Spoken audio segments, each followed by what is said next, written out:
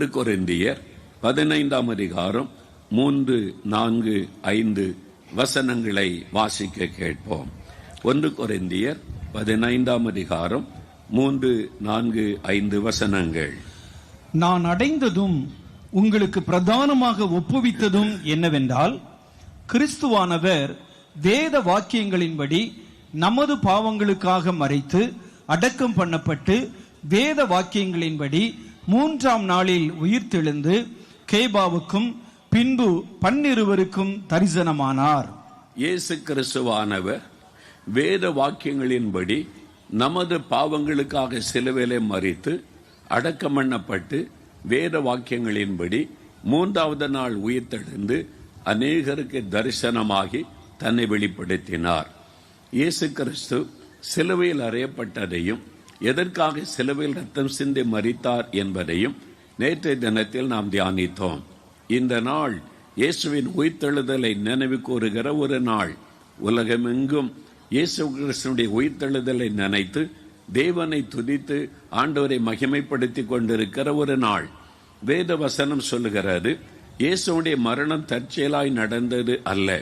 தேவனுடைய வசனத்தில் ஏராளமான வாக்குத்தத்தங்களில் தீர்க்க தரிசனமாய் எழுதப்பட்டபடி அவர் சிலுவையிலே மரித்தார், அடக்கம் பண்ணப்பட்டார். வேத வசனத்தில் சொல்லப்பட்டபடி 3வது நாள் உயிரோடு கூட எழுந்தார். அவர் மரித்தும் உயிரோடு இருக்கிற ஒரு ஆண்டவர்.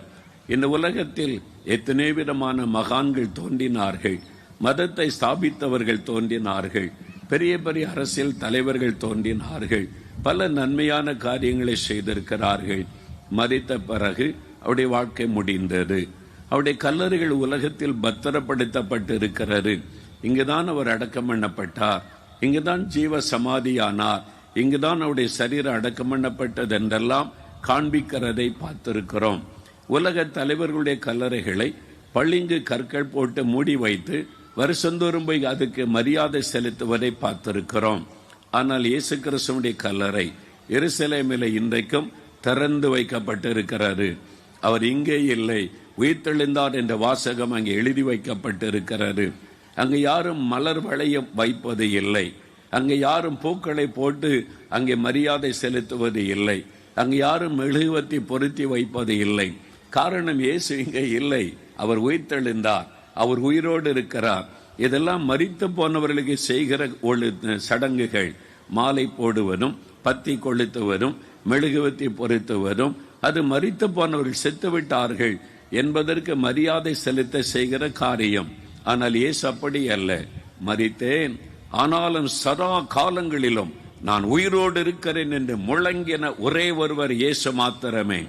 வெளிப்படுத்தல் 1:18 அப்படி சொல்லுகிறார், மரித்தும் உயிரோடு கூட இருக்கிறவர். அநேகருக்கு தன்னை அவர் வெளிப்படுத்தினார் என்று நாம பார்க்கிறோம். அவரை ஆண்டவர் உயிர்த்தெழச் செய்ததின் நோக்கம் என்ன? வேத புஸ்தகத்தில் அப்போஸ்தலர் 3ஆம் அதிகாரம் 26வது வசனத்தை வாசிக்கும் பொழுது, பிதாவாகிய தேவன் தம்முடைய குமாரனாகிய இயேசுவை உயிரோடு எழுந்திருக்க பண்ணினார். எதற்காக அவர் 3வது நாள் எழுந்திருக்க பண்ணினார்? உங்களை ஆசீர்வதிக்கும்படி உங்களிடத்தில் அவரை அனுப்பினார். எதற்காக உயிரோடு அவர் எழுப்பப்பட்டார்? உங்களை ஆசீர்வதிக்கும்படி, உங்களை ஆசீர்வதிக்கும்படி. இன்னைக்கு ஏதோ ஒரு ஆசீர்வாதம் உங்களுக்கு தேவை, சமாதானம், ஒரு சுகம், ஒரு விடுதலை, ஒரு நன்மை, ஏதோ ஒரு ஆசீர்வாதம் உங்களுக்கு தேவை. ஆகவேதான் இயேசுவை தேடி அவருடைய பாதத்தில் வந்திருக்கிறீர்கள். அது ஆவிக்கு ஒரு ஆசீர்வாதமாக இருக்கலாம், சரீரத்திற்கு ஒரு ஆசீர்வாதமாக இருக்கலாம், உலகத்திற்கு ஒரு ஆசீர்வாதமாக இருக்கலாம். சகல விதமான ஆசீர்வாதத்தை தன் கையில வைத்திருக்கிறவர் இயேசு. உங்களை ஆசீர்வதிக்கும்படி பிதாவாகிய தேவன் இயேசுவை உயிரோடு கூட எழுப்பி உங்களிடத்தில் அனுப்பினார். அவர் உயிரோடு எழுந்தது ஜனங்களை ஆசீர்வதிப்பதற்காக. அவரை விசுவாசிக்கிற, அவரை கூப்பிடுகிற ஒவ்வொருவருக்கும் அற்புதங்களை செய்து ஆசீர்வதித்து மகிழ பண்ணுவதற்காக. இன்றைக்கு உயிர்த்தெழுந்த இயேசு இந்த இடத்தில் எழுந்தருளி இருக்கிறார். எதற்காக? உங்களை ஆசீர்வதிக்க. சகோதரனே, சகோதரி, உங்களை ஆசீர்வதிக்க. ஏதோ உங்களுக்கு ஒரு ஆசீர்வாதம் தேவை.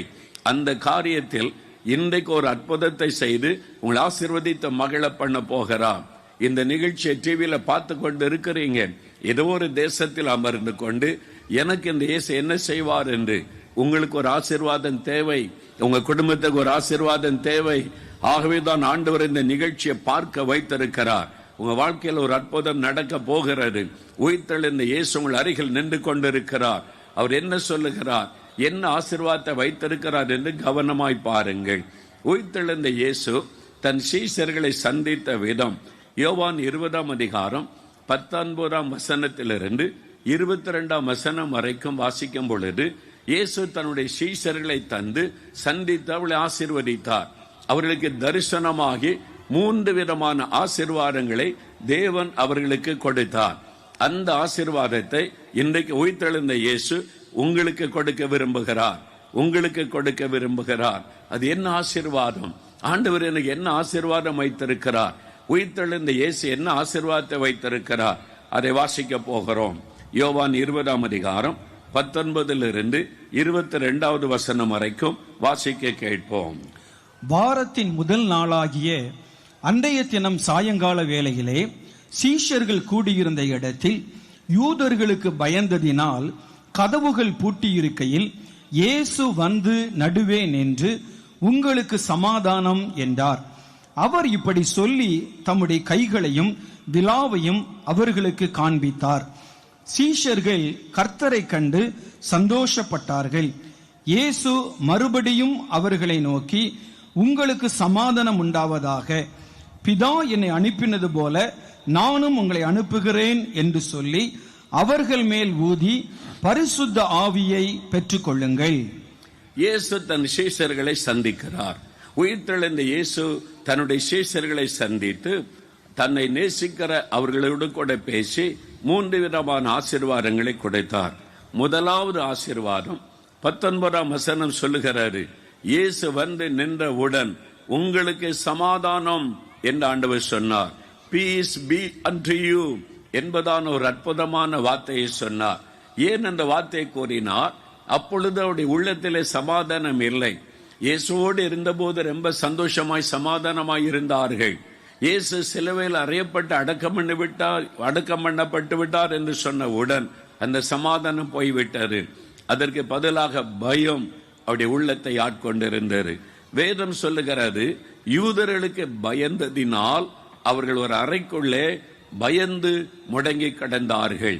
அவருடைய உள்ளத்திலே ஒரு பயம், ஒரு திகில், பலவிதமான பயம் அவருடைய உள்ளத்திலே காணப்பட்டது. ஒன்று, இயேசுவை கொலை செய்த இந்த யூத மத தலைவர்கள் தங்களையும் கொண்டு விடுவார்களோ என்கிற பயம், மனிதரை குறித்த பயம். நம்ம வெளியே போனால் நம்மை அடையாளம் கொண்டு கொள்ளுவார்கள், இவர்கள் இயேசுவோடு இருந்தவர்கள் என்று, நம்மையும் அவர்கள் கொலை செய்வார்கள் என்று மனுஷரை குறித்த ஒரு பயம்.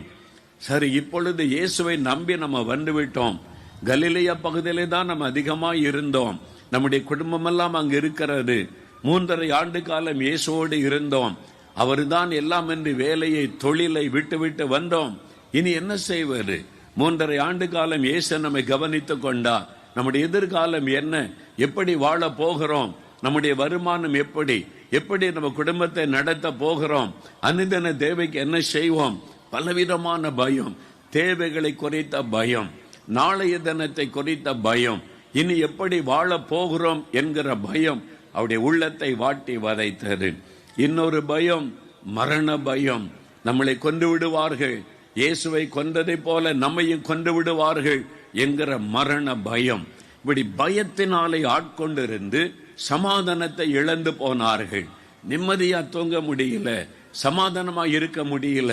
ஒரு கலக்கம், பயம், என்ன செய்வதென்று தடுமாறி கொண்டிருந்த போது இயேசு வந்து நிற்கிறார். என் பிள்ளைகளே, உங்களுக்கு சமாதானம். ஏன் பயப்படுகிறீர்கள்? நான் உயிரோடு கூட இருக்கிறேன், பயப்படாதிருங்கள் என்று சொல்லி ஆண்டவருடைய பயத்தை முதலாவது மாற்றினார். அவர்கள் சந்தோஷப்பட்டார்கள் என்று வேதம் சொல்லுகிறது. பயம் சந்தோஷமாய் மாறினது. பயத்தை ஆண்டவர் மாற்றி மெய்யான சமாதானத்தை கொடுத்து அவர்களை ஆண்டவர் மகிழ பண்ணினார். இன்றைக்கு உங்களுடைய உள்ளத்தில் ஒரு பயம், உங்களுடைய உள்ளத்தில் ஒரு பயம், வெளியே சொல்லாவிட்டாலும் உங்களுடைய இருதயத்திற்குள்ளே ஒரு பயம். சிலருக்குள்ளே மனிதர்களை குறித்த பயம். இந்த மனிதர்கள் எனக்கு தீங்கு செய்து விடுவார்களோ, என்னுடைய மேல் அதிகாரிகள் என்னை முடக்கி போட்டு விடுவார்களோ, என்னை பதவியில் அப்புறப்படுத்தி விடுவார்களோ என்கிற பயம்.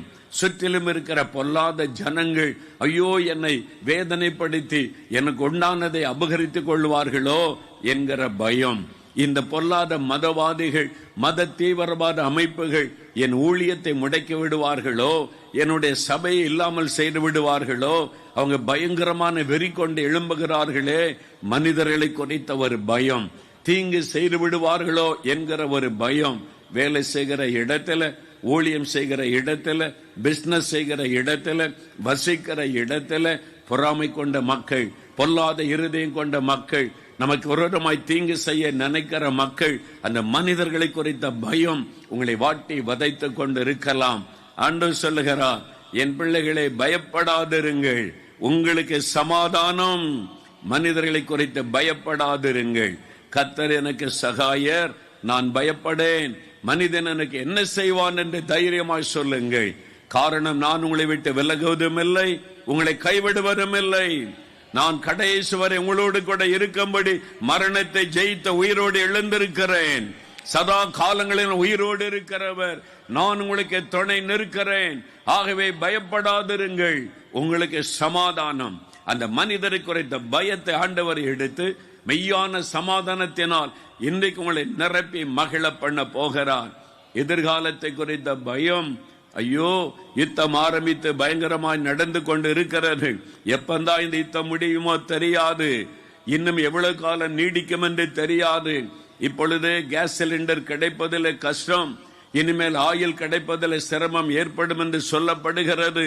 விலைவாசிகள் ஏறும், வாழ்வது கடினமான ஒரு சூழ்நிலை. நடந்து கொண்டிருக்கிற சம்பவங்களை பார்க்கும் பொழுது இனம் புரியாத ஒரு பயம் உள்ளத்தை ஆட்கொள்ளுகிறது. வேலை இழப்புகள் உலகம் எங்கு நடந்து கொண்டிருக்கிறது. அமெரிக்காவில் பிரபலமான நிறுவனம் 20,000 பேரை வேலையிலிருந்து அனுப்பிவிட்டார்கள். சிலர் 25,000 பேர் அனுப்ப தீர்மானம் பண்ணிவிட்டார்கள். வேலை இழப்புகள், பாதிப்புகள் பெருகிக் கொண்டு இருக்கிறது. பொருட்கள் கிடைப்பது கடினமாயிருக்கிறது. யுத்தம் ஒரு பக்கம் தீவிரமாகி கொண்டிருக்கிறது. கடினமான ஒரு காலத்தில் வந்திருக்கிறோம். எப்படி வாழ போகிறோம்? எப்படி தொழில் செய்ய போகிறோம்? இந்த வேலை நிரந்தரமா இருக்குமா? இந்த வேலை போய்விடுமா? ஒரு பயம். ஒரு காலத்தில் வேலை எனக்கு இருக்கிறது, ஐடில நான் வேலை செய்யறேன்னா பெரிய சந்தோஷம், மகிழ்ச்சி இருக்கும். இன்றைக்கு ஐடில வேலை செய்கிற ஒவ்வொருடைய உள்ளத்திலும் பயம், பயம், பயம். இன்றைக்கு நான் போனா எனக்கு வேலை இருக்குமா, வீட்டுக்கு போயின்னு சொல்லிருவாங்களோ, பயந்து பயந்து 12 மணி நேரம் 15 மணி நேரம் உட்கார்ந்து வேலை செய்கிற பரிதாபமான நிலைமைக்கு இளம் சமுதாயம் தள்ளப்பட்டு விட்டது. காரணம் என்ன? எதுக்கு 15 மணி நேரம் உட்கார்ந்து வேலை செய்யற? வேலை போய்விடுமோ என்கிற பயம், வேலையிலிருந்து அனுப்பி விடுவார்களோ என்கிற பயம். விரும்பாவிட்டாலே விழித்திருந்து சரீரத்தை வருத்தி கொண்டு மணிக்கணக்காக வேலை செய்கிற சூழ்நிலை. ஏன் அந்த நிலைமை? ஒரு காலத்தில் மகிழ்ச்சியாயிருந்தது, இவ்வளவு சம்பளம், இவ்வளவு வசதி, எப்படி வாழலாம் என்று. இப்ப அப்படி அல்ல, பயம். கடைசி காலம், ஆண்டவருடைய வருகையின் காலம், எங்கும் பயப்படுகிற சூழ்நிலை. நாளைக்கு என்ன செய்வது? நாளைக்கு என்ன நடக்கும்? வேலை நிரந்தரமா இருக்குமா? பிசினஸ்ல எப்படி? ஒவ்வொரு இடத்திலும் கடைகள், பிசினஸ்கள் மூடப்பட்டு கொண்டு வருகிறது. அது கிடைக்கல, இது கிடைக்கல, தொழில்கள் மூடப்படுகிறது. செய்திகளை கேள்விப்பட பயம், ஒரு கலக்கம், எதிர்காலத்தை குறித்த ஒரு பயம் மனுஷனுடைய உள்ளத்தை சூழ்ந்து வருகிறது. ஆண்டவர் சொல்லுகிறார், என் பிள்ளைகளை பயப்படாதிருங்கள், உங்களுக்கு சமாதானம், நான் உயிரோடு கூட இருக்கிறேன். பஞ்ச காலத்திலும் உங்களை போஷிக்க நான் அறிந்திருக்கிற தேவன், பஞ்ச காலத்திலும் உங்களை போஷித்து நடத்துகிற தேவன். தேசமே பஞ்சத்திலே கஷ்டப்பட்டாலும் சாரி பார்த்த விதவையின் வீட்டிலே மா குறைந்து போவதும் இல்லை, எண்ணெய் தீர்ந்து போவதும் இல்லை. அந்த வீட்டுக்குள்ளே செழிப்பான ஆகாரம் இருந்து கொண்டுதான் இருக்கும். தேவனுடைய பிள்ளைகள் அவர் மேலே விசுவாசம் வைத்து உயிர்த்தெழுந்த ஆண்டவரை சார்ந்து கொண்டால், உங்களை சுற்றிலும் பஞ்சங்கள் பெருகினாலும் உங்கள் வீட்டிலே கஷ்டமில்லாதபடி அனுதின ஆகாரத்தை தேவன் உங்களுக்கு அருளி செய்து கொண்டிருப்பார். பயப்படுகிற சூழ்நிலைகளை மாற்றுவார். எனக்கு அருமையான ஊழியக்காரனே, சூழ்நிலைகள் மாறிக்கொண்டு இருக்கிறது. அதனாலே ஊழியம் செய்வது கடினம், தேவைகள் சந்திக்கப்படுவது கடினம். இந்த மாதிரி பஞ்ச காலம் என்று விட்டால் எப்படி வாழுவது? எலியா என்ற ஒரு தீர்க்கதரிசி, தேவனுடைய ஊழியக்காரன், தேசமே பஞ்சத்திலே அல்லாடி கொண்டிருக்கிறது. அரண்மனையிலே பஞ்சம், ராஜாவுடைய உள்ளம் கலங்குகிறது. எலியாவிற்கோ காகத்தை கொண்டு ஆண்டவர் ஆகாரம் கொடுக்கிறார், ஒரு விதவை கொண்டு ஆகாரம் கொடுக்கிறார். அதையும் மிஞ்சினால் தேவதூதனை வானத்திலிருந்து அனுப்பி ஆகாரம் கொடுக்கிறார். எனக்கு பிரியமான ஊழியக்காரனே, உலகமே பஞ்சத்திலே கலங்கினாலும் உன்னை போஷிக்கிற ஒரு அற்புதமான தேவன் இருக்கிறார். அவர் சொல்லுகிறார், பயப்படாதே, பயப்படாதே, உனக்கு சமாதானம். அவரை அண்டி கொள்ளுகிறவர்கள் பாக்கியவான்கள். கடைசி காலம் இப்படித்தான் இருக்கும். பயப்படுகிற செய்திகள் தான் வரும், பயப்படுகிற சூழ்நிலை தான் உண்டாகும். ஒரே ஒரு நம்பிக்கை தான் நம்மை பலப்படுத்தும். என் இயேசு உயிரோடு இருக்கிறார், அவர் என்னோடு இருக்கிறார், எங்களோடு இருக்கிறார், என்னை நடத்துவார் என்ற விசுவாசம் அவருடைய வாழ்க்கையில வந்து, அவருடைய குடும்பத்திலே வந்து, அவர் உங்களோடு கூட வாழ இடம் கொடுத்து அவரை உங்களுக்கு சொந்தமாக்கி கொண்டால் பயம் ஓடி ஒளிந்து கொள்ளும். பயம் உங்களை மேற்கொள்ளாது, பயம் உங்களை விட்டு ஓடி ஒளிந்து கொள்ளும். உங்களுக்குள்ள ஒரு தைரியமும் சந்தோஷமும் எப்பொழுதும் இருக்கும். அதுதான் இயேசு சொல்லுகிறார், என் பிள்ளைகளை பயப்படாதிருங்கள், உங்களுக்கு சமாதானம், நான் உயிரோடு இருக்கிறேன். மரண பயம், அசுத்தாவி குறித்த பயம், யாரோ பில்லிசூனை செய்து விட்டார்களோ என்கிற பயம், பிசாசு கொண்டு வருகிற பயம், விளங்கிக் கொள்ள முடியாத பயம். சிலர் பாருங்க, இரவெல்லாம் தூங்க முடிவதில்லை. பயம், பயப்படுத்துகிற ஆவிகள், சாத்தானுடைய கிரியைகள், கடைசி காலத்தில் பாதாளத்தில் ஏறி வரக்கூடிய ஆவிகள் என்று வெளிப்படுத்தின விசேஷம் சொல்லுகிறார். இந்த நாட்களிலே பில்லிசோனிகளும் மந்திரங்களும் பெருகிவிட்ட ஒரு காலமாய் இருக்கிறதை நம்ம பார்க்கிறோம். மந்திரங்களும் பில்லிசோனிகளும் பெருகி இருக்கிற ஒரு காலம். வியாபாரத்தில் ஆசீர்வதிக்கப்பட மந்திரவாதம், எதிர்த்து வியாபாரம் செய்தா அவனை முடக்குவதற்கு மந்திரவாதம், தேர்தலில் வெற்றி பெறுவதற்கு மந்திரவாதங்கள், எதிர்கட்சிகள் முடங்கி போவதற்கு மந்திரவாதங்கள், வெளியிலே நடப்பது ஒன்று, உள்ளே நடப்பது ஒன்று, வெளியில சொல்லப்படுகிற பெயர் வேறொன்று, உள்ளே நடந்து கொண்டிருப்பது மந்திரவாதங்கள். எங்கும் மந்திரவாதங்கள் பெருகிவிட்ட ஒரு காலம், கடைசி காலம். சாத்தான் எழும்பி பலமாக கிரியை செய்து கொண்டிருக்கிற ஒரு காலம். ஆகவே நமக்குள்ளே பயமும் கலக்கத்தை அவன் உண்டாக்குகிறான். இந்த சூழ்நிலையில் தான் இயேசு சொல்லுகிறார், நீ பயப்படாதே, உனக்கு சமாதானம், நான் உயிரோடு இருக்கிறேன். சாத்தானை ஜெயித்தவர், பிசாசை ஜெயித்தவர், சாத்தானின் காலின்களை நசிக்கிறவர் சொல்லுகிறார், பயப்படாதே, நான் மரணத்தை ஜெயித்த உயிர்த்தெழுந்தேன், சாத்தானை ஜெயித்த உயிர்த்தெழுந்தேன், பிசாசை காலின்களை நசிக்க உயிர்த்தெழுந்தேன், நான் உன்னோடு இருக்கிறேன், உனக்கு சமாதானம். அவர் கூட இருந்தால் போதும், பிசாசுகள் உன்னை கண்டு நடுங்கும். அவர் அந்த பொல்லாத ஆவியின் பிடியில் இந்த விடுதலை உண்டாக்குவார். பயம் சாத்தான் இன்றைக்கு பயன்படுத்துகிற ஒரு ஆயுதம். எந்த மனிதனுக்குள்ளும் பயத்தை விதைத்து அவனுடைய சமாதானத்தை கெடுத்து, சந்தோஷத்தை கெடுத்து, தூக்கத்தை கெடுத்து, மனிதனை அடிமைப்படுத்தி ஆளுகை செய்கிறதா பிசாசனுடைய தந்திரம். அதனாலதான் ஆண்டவர் இயேசு உயிர்த்தெழுந்த உடன் உலகத்திற்கு சொல்லப்பட்ட முதல் செய்தி என்ன தெரியுமா? மார்க் 16:6 பயப்படாதிருங்கள், இயேசு உயிர்த்தெழுந்தார், பயப்படாதிருங்கள். பரலோகத்திலிருந்து தேவ தூதன் செய்தியை கொண்டு வந்தான், பயப்படாதிருங்கள், இயேசு உயிரோடு இருக்கிறார் என்ற செய்தி. நாம் பயப்படுவதை ஆண்டவர் விரும்பவில்லை. பயமானது வேதனை உள்ளது. 1 யோவான் 4:18 வாசிக்கிறோம், பயமானது வேதனை உள்ளது. பயம் ஒரு மனிதனுடைய உள்ளத்தை வேதனைப்படுத்தி அவனுடைய சந்தோஷத்தை கெடுக்கும், அவனுடைய ஆரோக்கியத்தை பாதிக்கும், அவனுடைய தூக்கத்தை பாதிக்கும். பயம் வந்துவிட்டால் படிப்பு பாதிக்கப்படும், உங்களுடைய தொழில் பாதிக்கப்படும், உங்களுடைய சிந்தனை பாதிக்கப்படும். சாத்தானுக்கு தெரியும், பயத்தை வைத்து உங்களை அடிமையாக்கி உங்களுடைய வேதனைப்படுத்தி சிறுமைப்படுத்த அவன் போராடுகிறான். ஆகவேதான் ஆண்டவர் சொல்லுகிறார், பயப்படாதிருங்கள், பயப்படாத சிறுமந்தையே என்று சொல்லுகிறார். பயப்படாமலும் கலங்காமலும் இருப்பதாக என்று பேசுகிறார். திரும்ப திரும்ப ஆண்டவர் சொல்லுகிற, பயப்படாதிருங்கள், நான் உயிரோடு இருக்கும் போது நீ ஏன் பயப்பட வேண்டும் என்பதாய். பயம் சாத்தான் ஒரு மனிதனை அடிமைப்படுத்துகிற ஒரு ஆயுதம். அதை வைத்து அநேகரை வேதனைப்படுத்துகிறான். இன்னைக்கு ஏதோ ஒரு பயத்தினாலே பாதிக்கப்பட்ட அநேகர் வந்திருக்கிறீங்க.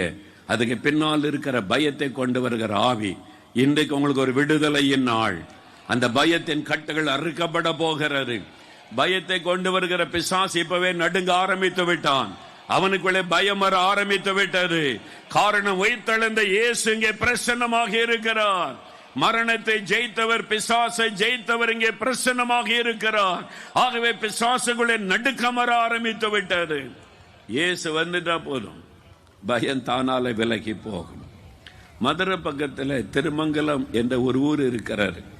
அங்கே ஒரு சகோதரி பாருங்க, 28 வருஷம் அவங்களுக்குள்ள ஒரு பயம். 28 வருஷம் யாரோ பில்லி சொனி செய்து மந்திரம் ஆவியை ஏவி விட்டதுனால அவங்க பாதிக்கப்பட்டார்கள். அந்த பாதிப்பு என்னவென்றால், சரீரம் எல்லாம், கை காலெல்லாம் வலிக்கும். தலை, கால், எலும்புகள், நரம்புகள் எல்லாம் வலி எடுக்கும். இரவெல்லாம் தூங்க முடியாது. ஒரு பயம். இரவெல்லாம் தூங்கும். வலி ஒரு பக்கம், பயம் ஒரு பக்கம். வீட்டில் எல்லாரும் தூங்குவாங்க, இவங்க தூங்க முடியாது. ஒரு சர்ப்பம் வந்து நிற்கும். கண்ணுக்கு தெரியும் ஒரு பாம்பு வந்து நிற்கிறது.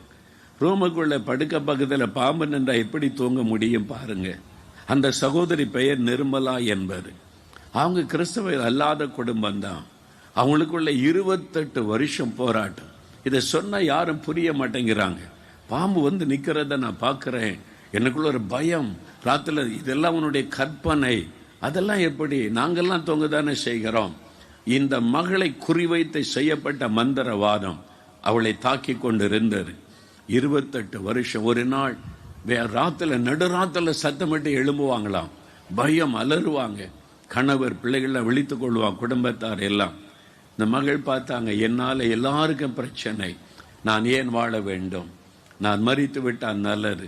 கணவரை பார்த்து சொன்னாங்க, எனக்கு கொஞ்சம் விஷயம் வாங்கிட்டு வாங்க, நான் இறந்துடுறேன். நான் செத்துட்டா நீங்களாவது நிம்மதியா இருக்கலாம், என்னால நீங்களும் குடும்பமும் பாதிக்கப்படுங்க. எவ்வளவு ஒரு வேதனை இருந்தா சொல்லி இருப்பாங்க, எவ்வளவு ஒரு துக்கம் மனசை பாதித்திருந்தா சொல்லி இருப்பாங்க. கணவர் தன் மனைவியின் வேதனை பார்த்துட்டு மந்திரவாத இடத்தில் அழைத்து கொண்டு போனார். ஆயிரக்கணக்காக பணம் செலவு பண்ணி, தாயத்தெல்லாம் கட்டி, மந்திரவாதம் பண்ணி, அதெல்லாம் கட்டி சரியாயின்னு பார்த்தா ஒன்றும் சரியாகவில்லை. அது இன்னும் பாதிப்பு அதிகமானது. ஒன்றும் சரியில்லை. வீட்டுக்கே ஆட்களை கொண்டு வந்து மந்திரவாதங்கள் எல்லாம் செய்து அதை வைத்தாவது விடுதலை கிடைச்சன்னு பார்த்தா ஒன்றிலும் விடுதலை இல்லை. மனமுடைந்து செத்து போனால் நல்லது. இந்த பயந்து பயந்து பயந்து தினந்தோறும் தூக்கமில்லாமல் வாழ்வதை விட மறித்து விட்டால் நல்லது என்று அவங்க எண்ணின சமயத்தில் ஒருவர் சொன்னாங்க, இயேசு என்ற ஒரு ஆண்டவர் இருக்கிறார், அவர் விடுதலை தருகிறவர், அவர்கிட்ட போனால் விடுதலை ஆகிவிடும். அவரை நாங்கள் எங்கே போய் தேடுவது? அவங்க சொன்னாங்க, இப்படி ஒரு கூட்டம் நடக்கிறது, அந்த கூட்டத்துக்கு போனால் இயேசுவை பற்றி சொல்லுவாங்க, பிரார்த்தனை பண்ணுவாங்க, உனக்கு சரியாகிவிடும். அவங்க முதல் ஒரு கிறிஸ்தவ கூட்டத்துக்கு வந்து மறு கூட்டத்துக்கு வந்தார்கள். இந்த கூட்டத்தை பார்த்துட்டு இவ்வளவு பேருக்கு வந்திருக்காங்கன்னு ஏதோ நடக்கிறது, அப்போ எனக்கும் இந்த இயேசு ஏதாவது செய்வார் என்று சொல்லி அவங்க இயேசுவை நோக்கி கூப்பிட்டாங்க. இயேசுவே எனக்கு உதவி செய்யுங்க. இவங்க சொல்றாங்க, இயேசுன்னு கூப்பிட்டா விடுதலை தருவார்னு. 28 வருஷம் நான் வேதனைப்படுகிறேனே, நரக வேதனைப்படுகிறேன். இயேசுவே உம்மை தேடி வந்திருக்கிறேன். எல்லா இடமும் போய் ஆஸ்பத்திரி, மந்திரவாதம், பணம் செலவு பண்ணி எல்லாம் போய் விட்டாரு. எனக்கு ஒரு விடுதலை தாங்கன்னு இயேசுன்ற பெயரை கூப்பிட்டாங்க. உடனே இயேசு இறங்கி வந்தார். ஆண்டவர் இறங்கி வந்தார். ஆண்டவருடைய வல்லமை அவள் மீது இறங்கினது. அவ்வளவுதான், அந்த அசுத்தாவி விலகினது. ஒரே ஒரு நிமிட ஜெபம், 28 வருஷம் வாதித்த பொல்லாத ஆவி விலகினது. கட்டுகள் அறுக்கப்பட்டது. பயம் விலகினது. ஒரு பெரிய சந்தோஷம். 28 வருஷ வேதனைக்கு ஒரு முடிவு. ஒரே ஒரு நிமிடம் இயேசுன்ற பெயரை சொல்லி கூப்பிட்டதுனால இயேசு எவ்வளவு அற்புதமான ஆண்டவர் பாருங்கள். அவருக்கு நீங்க காணிக்க கொடுக்க தேவையில்லை, பணம் கொடுக்க தேவையில்லை. சிலர் கேட்பா, எவ்வளவு பணம் கொடுத்தா இயேசு விடுதலை தருவாருங்க? இயேசு கொடுக்கிறது இலவசம். அவர் கொடுக்கிற சுகம் இலவசம். அவர் கொடுக்கிற விடுதலை இலவசம். அதுதான் பொய்யுக்கும் மெய்யான ஆண்டவருக்கும் உள்ள வித்தியாசம். அவர் இலவசமாய் விடுதலை தருகிறவர். இலவசமாய் விடுதலை தருவார். அவரை விசுவாசித்து அவருடைய பெயரை சொல்லி கூப்பிடுங்கள் போதும், அவ்வளவுதான். சில ஆண்டுகளுக்கு முன்பாய் விழுப்புரம் பட்டணத்துக்கு கூட்டத்துக்கு இதே மாதிரி மைதானத்திலே கூட்டம் நடைபெற்றது. இதை விட ஒரு சின்ன மைதானம், சில ஆயிரம் மக்கள் வந்திருந்தாங்க சில ஆண்டுகளுக்கு முன்னால. அப்போ கடைசி நாள் கூட்டம், அநேகர் சுகம் விடுதலை பெற்று மேடையில் வந்து சாட்சி சொன்னாங்க. ஒரு தாயார் சொன்ன சாட்சி எனக்கு ஆச்சரியமா இருந்தது. அவங்க மேடைக்கு வந்தாங்க. அவங்க வந்து கிராமத்தில் இருந்து, எங்கோ தூரத்தில் ஒரு கிராமத்தில் இருந்து இந்த கூட்டத்துக்கு வந்திருக்கிறாங்க. சரியா கூட பேச தெரியல. அவங்க முதல் கிறிஸ்துவ கூட்டத்துக்கு வந்திருக்கிறாங்க. நாங்களோட பேசின அம்மா அவங்களுக்கு என்ன நடந்தது, என்ன செய்தது என்று கேட்டேன். அவங்க சொன்னாங்க, ஐயா 25 வருஷமா ஒரு பிசாசு என் கூட குடியிருக்குது ஐயா, எனக்குள்ளேயே இருக்குது. 25 வருஷமா என்ன சொல்றீங்கன்னு கேட்டேன். ஆமா, 25 வருஷமா ஒரு பிசாசின் ஆவி என் உடம்புக்குள்ள உட்கார்ந்து கொண்டு என்னை வேதனைப்படுத்துகிறாரு, பயப்படுத்துது, துக்கப்படுத்துது. இரவும் பகலும் அந்த ஆவி என்னை வேதனைப்படுத்தி கொண்டு இருந்தது. 25 வருஷமா. ஆமா, நான் எங்கெங்கோ போனேன் ஐயா, எவ்வளோ பணம் செலவு பண்ணேன், யார் யார் எங்கெங்க சொல்றாங்களே எல்லாத்தையும் போய் பார்த்தேன், அந்த ஆவி போக மாட்டேன் என்று சொல்லிவிட்டார். என்னையுமே என் வாழ்க்கையே அவ்வளவுதான், பிசாசோடு வாழ்ந்து முடிய போகிறது என்று எண்ணினேன். அப்போ ஒரு நோட்டீஸ் எங்க கிராமத்தில் கொண்டு வந்து கொடுத்தாங்க. அந்த நோட்டீஸ்ல பார்த்தா இயேசு விடுதலை தருகிறார், ஒரு விடுதலை பெருவிழா நடக்குதுன்னு அந்த நோட்டீஸ்ல வாசித்து சொன்னாங்க. நான் கேட்டேன். அவங்க சொன்னாங்க, இயேசு விடுதலை கொடுக்கிறாரா, 25 வருஷம் நான் கஷ்டப்படுறேனே அப்படின்னு சொல்லி அந்த கிராமத்துல இருந்து பஸ் பிடிச்சு இந்த ஊருக்கு வந்தேன். இந்த கூட்டத்தை நான் கிறிஸ்துவ கூட்டமே பார்த்ததில்லை. நான் தேடி கண்டுபிடிச்சு வந்தா இவ்வளோ மக்கள் இருக்கிறாங்கன்னு சொல்லி நான் உட்கார்ந்து இருந்தேன். நீங்க சொன்னதெல்லாம் கவனமா கேட்டு இயேசுன்னு பெயரை சொல்லி கூப்பிடுங்க, உங்களுக்கு விடுதலை தருவான்னு நீங்க சொன்னீங்க. அப்போ இயேசு கடவுள்னு ஒருத்தர் இருக்கிறாரு. நான் எத்தனையோ கடவுளை தேடி போனேன், ஒன்றும் நடக்கலை. இப்போ அந்த இயேசு கடவுளை கூப்பிட்டு பார்க்கலாமேன்னு சொல்லி நானே நீங்க சொன்ன மாதிரியே இயேசுவே, இயேசு கடவுளே எனக்கு ஒரு விடுதலை கொடுங்கன்னு பெயரை சொல்லி கூப்பிட்டேன் ஐயா. ஆமா, அப்ப என்ன நடந்தது? அப்போ ஒருத்தர் வந்தாரா கூட்டத்தில்? ஆமா, ஒருத்தர் என் கண் முன்னால வந்து நின்றா. அவர் எப்படி இருந்தார்னு கேட்டேன். அவர் வந்து வெள்ளையா ட்ரெஸ் போட்டு இருந்தாரு, முகம் பிரகாசமா இருந்துச்சு. அவர் யாருன்னு, நான் இயேசு தானே கூப்பிட்டேன், அப்ப அவர் தானே வந்திருக்கணும். அவர் வந்து என் முன்னால நின்று என் மேல கையை வைத்தார், அந்த ஆவி என்னை விட்டு போய் விட்டாரு. அந்த அம்மா ஒரு சிறு பிள்ளையை போல மேடையில சொன்னாங்க. இன்றைக்கும் அது எனக்கு மறக்காத ஒரு காரியம். ஒரு கிராமத்திலிருந்து வந்த ஒரு ஏழை தாய் 25 வருஷம் பிசாசினால் வாதிக்கப்பட்டு கொண்டு இருந்தாங்க. இயேசுவே நீ கூப்பிட்டாங்க. இயேசு மனதுருகி பிரத்யட்சமாய் அவ கண் முன்னால வந்து அவங்க அப்படியே சொன்னாங்க. அது இயேசுன்னு எப்படி தெரியும் உங்களுக்கு? நான் இயேசுவை தானே ஐயா கூப்பிட்டேன், அப்ப அவர் தானே வந்திருக்கணும். அவர் வந்து வித்தியாசமா இருந்தாரு. அவர் வந்து என்னை தொட்ட உடனே இந்த ஆவி போய்விட்டாரு. இப்ப நான் ரொம்ப சந்தோஷமா இருக்கிறேன்னு சொன்னாங்க. அதுதான் இயேசு. அதே இயேசு இன்றைக்கு மைதானத்துக்குள்ளே வந்திருக்கிறார். அதே இயேசுடைய கண்கள் உங்களை நோக்கி பார்க்கிறது. அதே இயேசு பின்னால் அமர்ந்திருக்கிறவங்களை நோக்கி பார்க்கிறது. இயேசுவே நீ கூப்பிட்டு பாருங்க, இன்றைக்கு உங்களுக்கு சமாதானம், இன்றைக்கு உங்களுக்கு விடுதலை, சத்தருவின் கிரியை அழிக்கப்பட்டு போகும். இரண்டாவது ஆசீர்வாதம், ஆண்டவர் கொடுக்கிற இரண்டாவது ஆசீர்வாதம் என்ன? யோவான் 20ஆம் அதிகாரம் 22வது வசனத்தை வாசிக்க கேட்போம். அவர்கள் மேல் ஊதி பரிசுத்த ஆவியை பெற்றுக்கொள்ளுங்கள் என்றார். ஆண்டவர் இன்னொரு ஆசீர்வாதம் கொடுக்கிறார். பரிசுத்த ஆவியை பெற்றுக்கொள்ளுங்கள். Receive the Holy Ghost. பரிசுத்த ஆவி என்கிற ஆசீர்வாதம் ஆண்டவர் கொடுக்கிற, உயிர்த்தெழுந்த இயேசு கொடுக்கிற இரண்டாவது ஆசீர்வாதம் பரிசுத்த ஆவி என்கிற ஆசீர்வாதம்.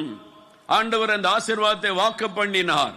யோவான் 14ஆம் அதிகாரம் 16ஆம் வசனத்தில், நான் போய் பரிசுத்த ஆவியாகிய தேற்றரவாளனை அனுப்புவேன், அவர் வருவார், உங்களை நிரப்புவார், உங்களை பலப்படுத்துவார், உங்களை வழி நடத்துவார், நான் உங்களோடு இருந்ததை போல அவர் உங்களோடு கூட இருப்பார் என்பதா இயேசு வாக்கு கொடுத்தார்.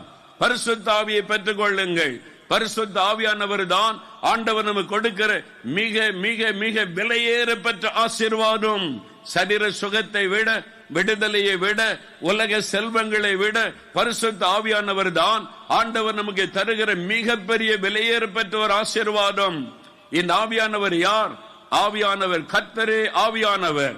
ஆவியானவர் எங்கோங்கே விடுதலை உண்டு என்று வேதம் சொல்லுகிறது. The Lord is the Spirit. Where the Lord, Spirit of the Lord is, there is a liberty. பரிசுத்த ஆவியானவராய் தேவனே நமக்குள் வந்து இறங்குவது. வானத்தை பூமியை உண்டாக்கின தேவன் நமக்குள்ளே வந்து ஆவியானவராய் வாசம் பண்ணுவது. அந்த ஆசீர்வாதத்தை தேவன் நமக்கு கொடுக்க விரும்புகிறார். எதற்காக இந்த ஆவியானவர்? நாம் இந்த உலகத்தில் வாழும் பொழுது பாவம் நிறைந்த உலகம், சாபம் நிறைந்த உலகம், பிசாசின் கிரியைகள் நிறைந்த உலகம், சோதனை நிறைந்த உலகம். இந்த உலகத்தில் பரிசுத்தமாக எப்படி வாழ்வது, பாதுகாப்பாக எப்படி வாழ்வது?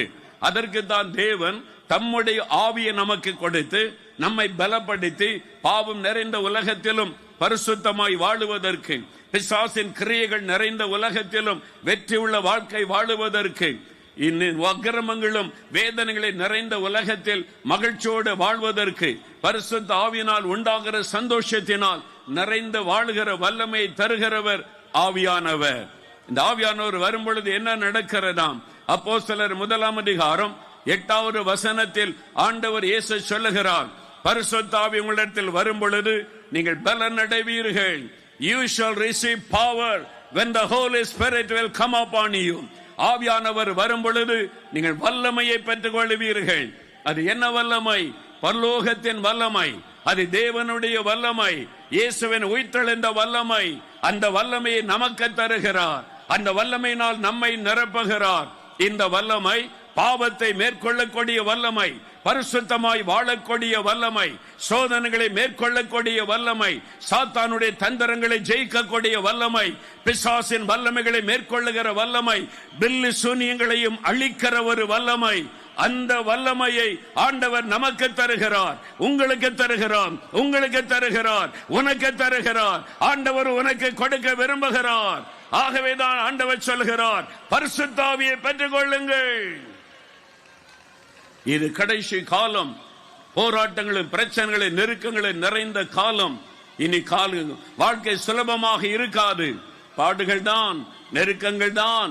இனி அதற்கு வேண்டிய ஒரு வல்லமை நமக்கு தேவை. அதை தருகிறவர் பரிசுத்த ஆவியானவர். தன்னுடைய வல்லமை ஆண்டவர் நமக்கு தருகிறார். அல்லேலூயா. விசேஷமாய் வாலிப மகனே, வாலிப மகளே, இயேசு ஒப்பு கொடுக்கிறது நல்லதுதான். ஆனா பரிசுத்தமாய் வாழ முடியுமா அந்த கேள்வி எழும்பலாம். எனக்கு தெரிந்த ஒரு வாலிப தம்பி, வாலிப நாட்களில் கல்லூரியிலே படிக்கும் போது மனம் திரும்பி ரட்சிக்கப்பட்டான். இயேசுக்கு தன் வாழ்க்கை ஒப்பு கொடுத்து விட்டான். பரிசுத்தமாய் வாழ முயற்சி பண்ணினான், முடியவில்லை.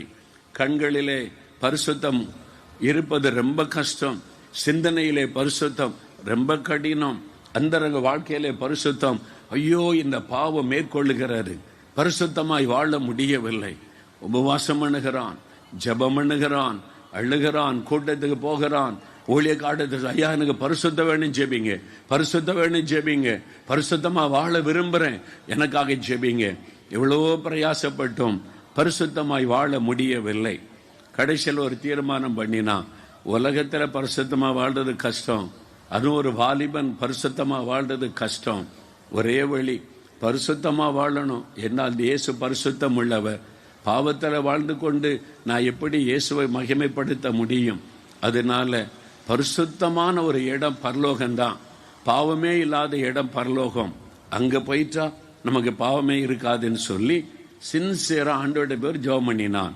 இயேசுவே என்னை எடுத்துக்கொள்ளுங்க, என்னை பரலோகத்துக்கு எடுத்துக்கொள்ளுங்க, என்னால பரிசுத்தமா வாழ முடியல. பாவ சோதனை, நான் வாழ்கிற இடத்துல, படிக்கிற இடத்துல, வருகிற போகிற இடத்துல, ஐயோ இந்த பரிசுத்தமாய் வாழ முடியாத சோதனை என்னை இந்த பாவம் தீட்டுப்படுத்துகிறது. அப்பப்ப நிம்மதியை இழக்கிறேன். எனக்கு வேண்டாம் இந்த உலகம், பாவமில்லாத பரலோகத்துக்கு என்னை எடுத்துக்கொள்ளுங்க என்று சின்சியரா அழுது ஜெபித்தான். என்னை எடுத்துக்கொள்ளுங்க, என்னை எடுத்துக்கொள்ளுங்க ஆண்டவரே, என்னை எடுத்துக்கொள்ளுங்க, அல்லது நான் தற்கொலை பண்ணி தான் சாகணும். நான் இந்த உலகத்துல பாவத்துல வாழ்வதை விட செத்து பரலோகத்துல வந்து பரிசுத்தமா இருக்க முடியுமே. பரிசுத்தத்துக்கு குறித்த தாகம் அவனுக்குள்ளே. உண்மையா சின்சியரா ஜெபித்தான். அப்பொழுது இயேசு இறங்கி வந்து அவனை சந்தித்தார். இறங்கி வந்து என்ன செய்தார்? சரி வந்துரு பரலோகத்துக்கு அழைத்து கொண்டு போகல. அவர் சொன்னார், மகனே, நீ இந்த உலகத்திலும் பரிசுத்தமாய் வாழக்கூடிய வல்லமையை தருகிறவர் ஆவியானவர். அந்த ஆவியினால் உன்னை அபிஷேகம் பண்ணுகிறேன், அந்த ஆவியினால் உன்னை நிரப்புகிறேன், அந்த ஆவியானவர் உன்னை பலப்படுத்துவார், அந்த ஆவியானவர் உனக்கு வெற்றி உள்ள வாழ்க்கையை தருவார், நீயும் வெற்றியோடு வாழ முடியும். பரிசுத்த ஆவியினால் நிரப்பினார். ஆவில நிரம்பி அந்நிய பாஷைகளை பேசி மகிழ்ந்து தேவனை துதித்தான். அவருடைய ஆவிக்குரிய வாழ்க்கை மாறினார். இப்போ ரொம்ப சந்தோஷம். என்னோடு பேசும்போது சொன்னான், பிரதர் நான் அப்படிதான் ஜெபம் பண்ணேன், என்னை எடுத்துக்கொள்ளுங்க நான் ஜெபம் பண்ணினேன். இயேசு வந்து நின்று தம்முடைய ஆவியினால் அபிஷேகம் பண்ணினார். என் வாழ்க்கையே மாறிவிட்டது. இப்போ நான் பரிசுத்தமாய் வாழ முடிகிறது. சோதனைகளை ஜெயிக்கிற பலனை ஆவியானவர் தருகிறார். அனுதினமும் ஆவியிலே நிரம்பி ஜெபிக்க அந்த வல்லமை என்னை பரிசுத்தத்திலே நடத்துகிறது. எனக்கு அன்பான வாலிப தம்பி, எனக்கு அன்பான வாலிப மகளே, பாவம் நிறைந்த உலகத்தில், செல்போனில் அசுத்தங்களும் அக்கிரமங்களும் கையிலே கொடுக்கப்பட்ட உலகத்தில், வேலை செய்கிற இடத்தில், படிக்கிற இடத்தில், உலகத்தில் பாவத்தை பாவமாய் கருதாதபடி இதில் என்ன தப்பு அதில் என்ன தப்பு எப்படி வாழலாம் என்று சொல்லுகிற இந்த உலகத்தில் பரிசுத்தமாய் வாழ முடியாதபடி தவிக்கிறாயா? ஆவியானவர் உனக்கு பலன் தருவார். ஆவியானவர் உனக்கு பரிசுத்தம் தருவார். ஆவியானவர் உனக்கு வெற்றி தருவார். பாவம் நிறைந்த உலகத்தில் உன்னால் பரிசுத்தமாய் வாழ முடியும். அந்த வல்லமையை தருகிறவர் ஆவியானவர். அதுக்கு தான் இயேசு சொல்லுகிறார், பரிசுத்த ஆவியை பெற்றுக் கொள்ளுங்கள், பரிசுத்த ஆவியை பெற்றுக் கொள்ளுங்கள். அந்த பரிசுத்த ஆவியின் அக்கினி உங்களுக்குள் இறங்கிவிட்டால், அந்த அக்கினி உங்களுக்குள்ளே கொழுந்து விட்டு எரிந்தால் எந்த பாவமும் உங்களுக்குள்ளே தங்கி விடாது. பாவம் வரும், சோதனை வரும், நீங்கள் ஜெயிப்பீர்கள், நீங்கள் மேற்கொள்வீர்கள். பாவத்திலே நிலை நிற்பதில்லை, மேற்கொண்டு முன்னேறி செல்வீர்கள். அந்த வல்லமையை தருகிறவர் பரிசுத்த ஆவியானவர். அல்லேலூயா. அந்த வல்லமையை பெற்றுக் கொள்ளுங்கள். கடைசி நாட்களில் மாம்சமான யாவர் மேலும் என் ஆவியை ஊற்றுவேன். இன்றைக்கு இந்த மைதானத்தில் வந்திருக்கிற சிறு பிள்ளைகள், வாலிபர்கள், வயதானவர்கள், பெரியவர்கள் அத்தனை பேர் மேலும் தேவன் தம்முடைய ஆவியை ஊற்ற விரும்புகிறார். டிவியில் இந்த நிகழ்ச்சியை பார்த்து கொண்டிருக்கிற வீடுகளில் இருக்கிற ஒவ்வொருவர் மேலும் தேவன் தம்முடைய வல்லமையுள்ள ஆவியை ஊற்ற விரும்புகிறார். தேவனுடைய ஆவியினால் நிரப்பப்படுங்கள். தேவன் கொடுக்கிற மிகப்பெரிய ஆசீர்வாதம் பரிசுத்த ஆவியின் வல்லமை. பரிசுத்த ஆவியின் வல்லமை, அந்த வல்லமை நீங்க பெற்றுக்கொள்ளணும். ஆமென். தாகத்தோடு கேட்டீங்கன்னா இன்னைக்கு பெற்றுக்கொள்ள போறீங்க. அந்த அக்கினி இறங்கி விட்டால் அவ்வளவுதான். ஆவியானவர் அக்கினியாய் உங்களுக்குள்ள இறங்குவார். அந்த அக்கினி உங்களுடைய உள்ளத்தில் கொழுந்து விட்டு எரிந்து கொண்டே இருந்தால் போதும். சாத்தான் எத்தனை விதமான பாவ குப்பைகளை உங்க மேல போட்டுக்கொண்டே இருந்தாலும் ஆவியானவர் அதை சுட்டரித்து போடுவார். அந்த பாவம் உங்களுக்குள்ள தங்க விட மாட்டார். நீங்கள் ஜெயித்து கொண்டு முன்னேறி போவீர்கள். அந்த வல்லமை, ஒரு வல்லமை உள்ள ஒரு வாழ்க்கையை உங்களுக்கு கொடுக்கத்தான் பரிசுத்த ஆவியை பெற்றுக் கொள்ளுங்கள் என்ற ஆசீர்வாதத்தை கொடுக்கிறார். பெந்தேகோஸ்தே நாளிலே ஆவியான அக்கினிமயமான நாவுகள் போல வந்து இறங்கினார். அவள் எல்லாரும் பரிசுத்த ஆவியினால் நிரப்பப்பட்டு அந்நிய பாஷைகளை பேசி தேவனை மகிமைப்படுத்தினார்கள். அதே காரியம் இன்றைக்கு இங்கே நடக்க போகிறது. உங்க மேல இந்த ஆவியானவர் ஊற்றப்பட போகிறார். அந்த அக்கினி இறங்க போகிறது. இந்த அக்கினி உங்களுக்குள்ளே பற்றி எரிய போகிறது. மூன்றாவது, கடைசியாக தேவன் கொடுக்கிற ஒரு ஆசீர்வாதம். இது மிக முக்கியமான இன்னொரு ஆசீர்வாதம். 21வது வசனத்தை வாசிக்க கேட்போம். யோவான் 20:21. இயேசு மறுபடியும் அவர்களை நோக்கி, உங்களுக்கு சமாதானம் உண்டாவதாக, பிதா என்னை அனுப்பினது போல நானும் உங்களை அனுப்புகிறேன் என்று சொன்னார். இது ஒரு பெரிய ஆசீர்வாதம். இதுல என்ன ஆசீர்வாதம் இருக்கிறது? பிதா என்னை இந்த பூமிக்கு அனுப்பி அவருடைய திட்டத்தை, ஊழியத்தை நிறைவேற்ற அனுப்பினார். அதே விதமாய் உங்களை நான் அனுப்புகிறேன்.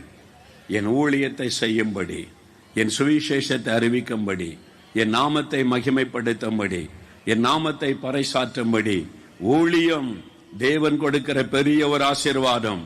ஊழிய செய்கிறவர்கள் பாக்கியவான்கள், ஊழிய செய்கிறவர்கள் பாக்கியவதிகள். ஐயா, நான் படித்துக் கொண்டிருக்கிறேன், வேலை செய்து கொண்டிருக்கிறேன், பேங்க்ல, ஐடி கம்பெனில வேலை செய்கிறேன், ஸ்கூல்ல வேலை செய்கிறேன், நான் எப்படி ஊழியம் செய்வது?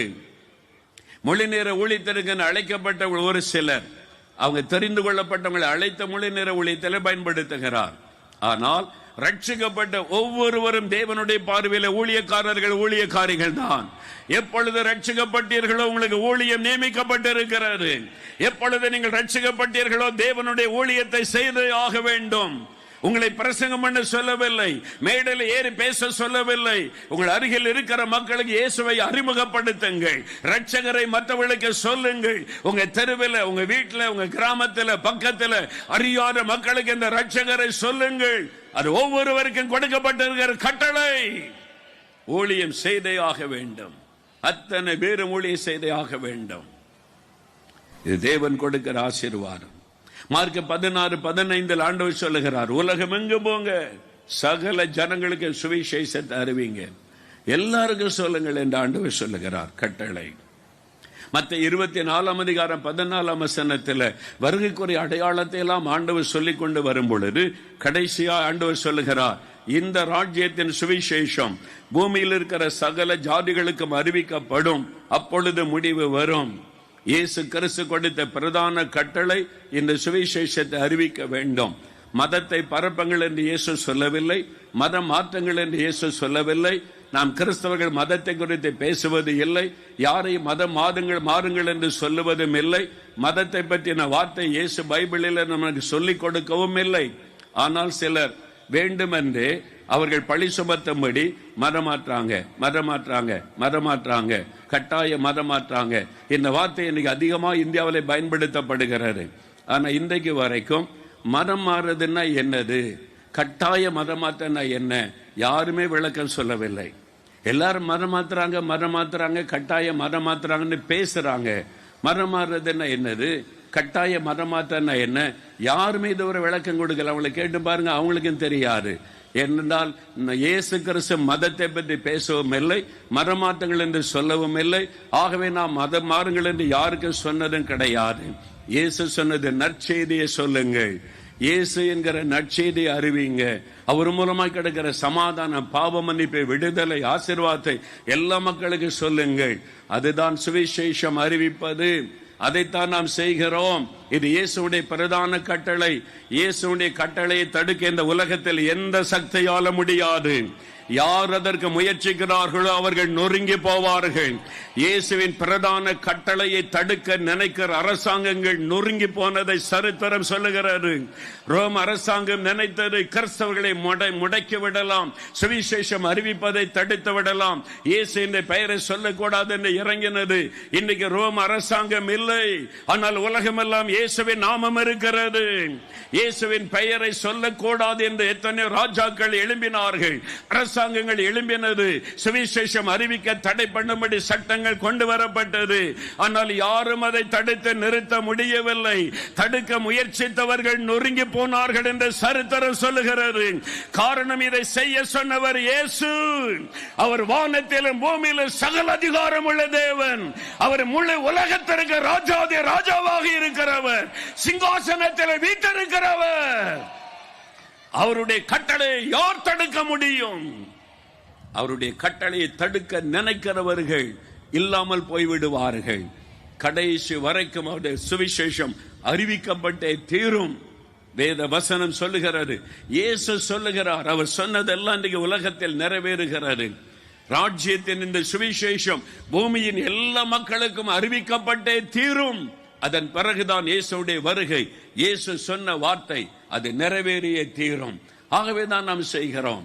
நாம் சுவிசேஷத்தை அறிவிக்க யாரையும் பயமுறுத்துவதில்லை, யாரையும் அடிப்பதில்லை. அடி வாங்கி கொண்டு அறிவிப்போம், ரத்தம் சிந்தி அறிவிப்போம்.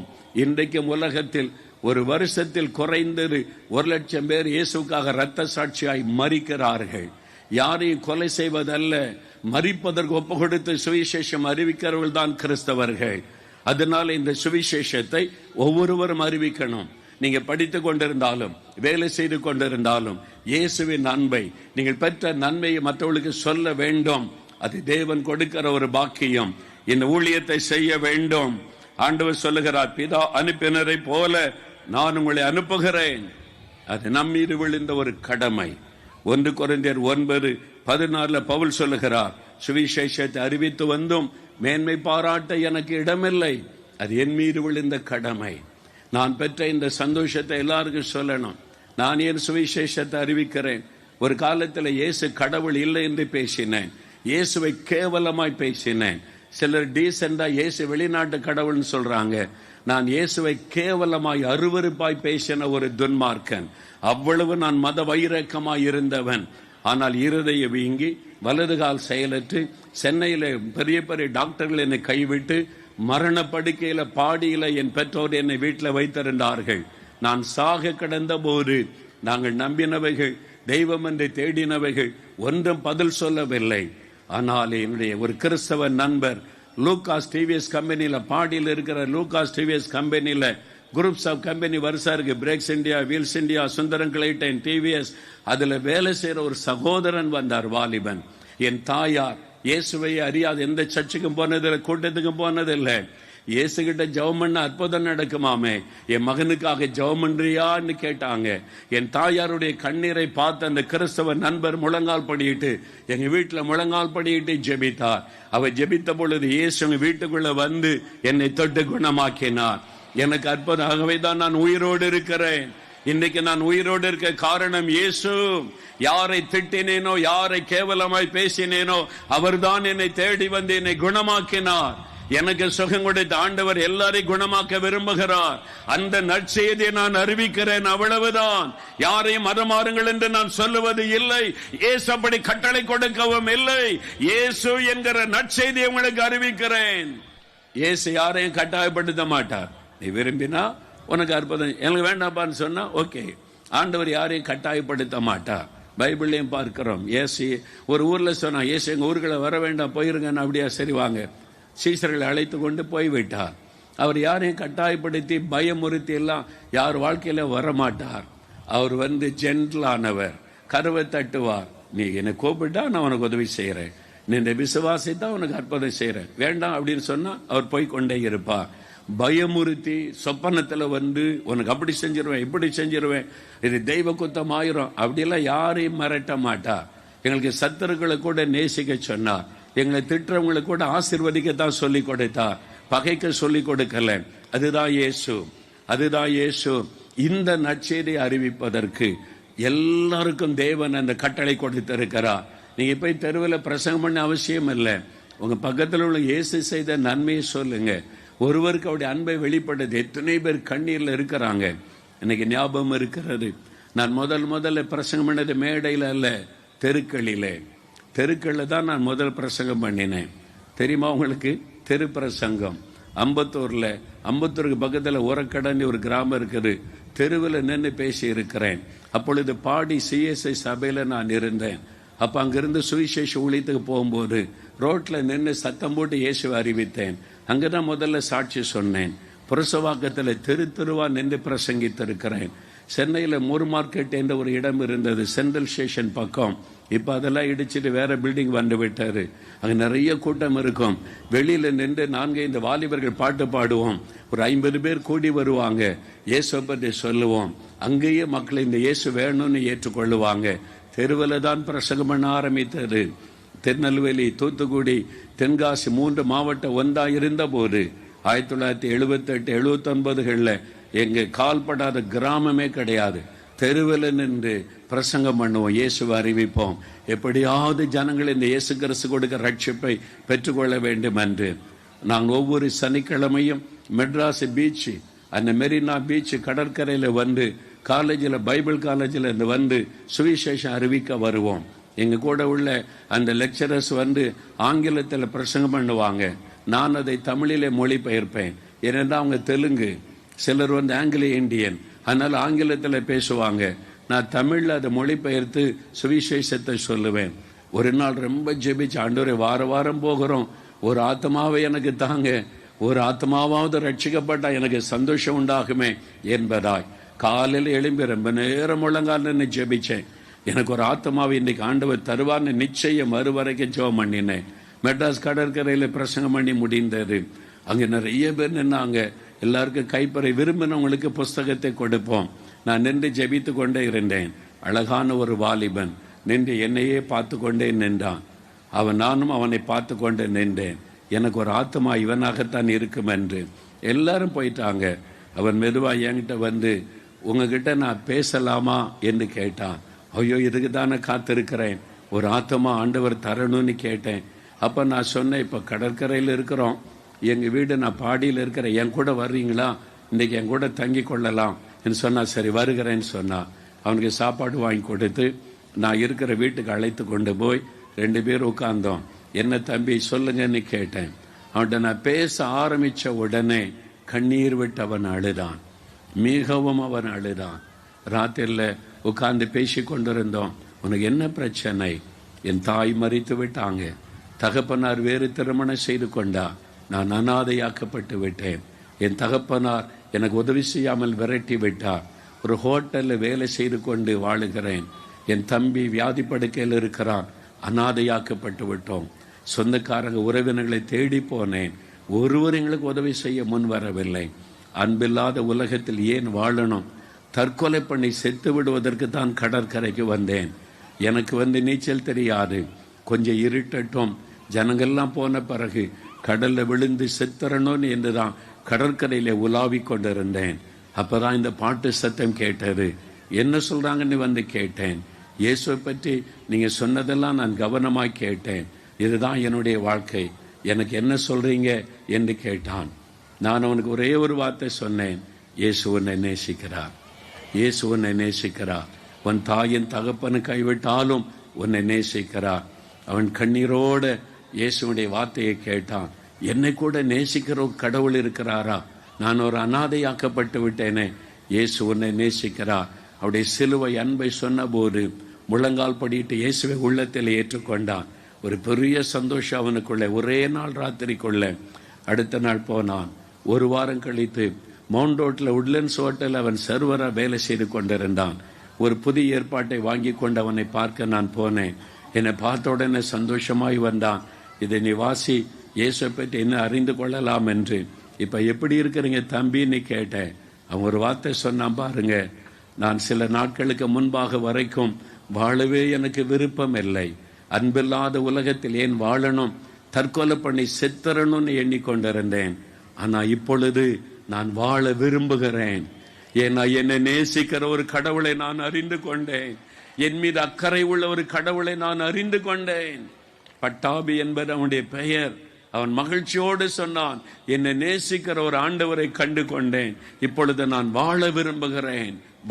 அதுதான் சுவிசேஷம். இதுக்கு தாங்க சுவிசேஷம். இதுதான் இயேசு செய்கிற ஒரு காரியம்.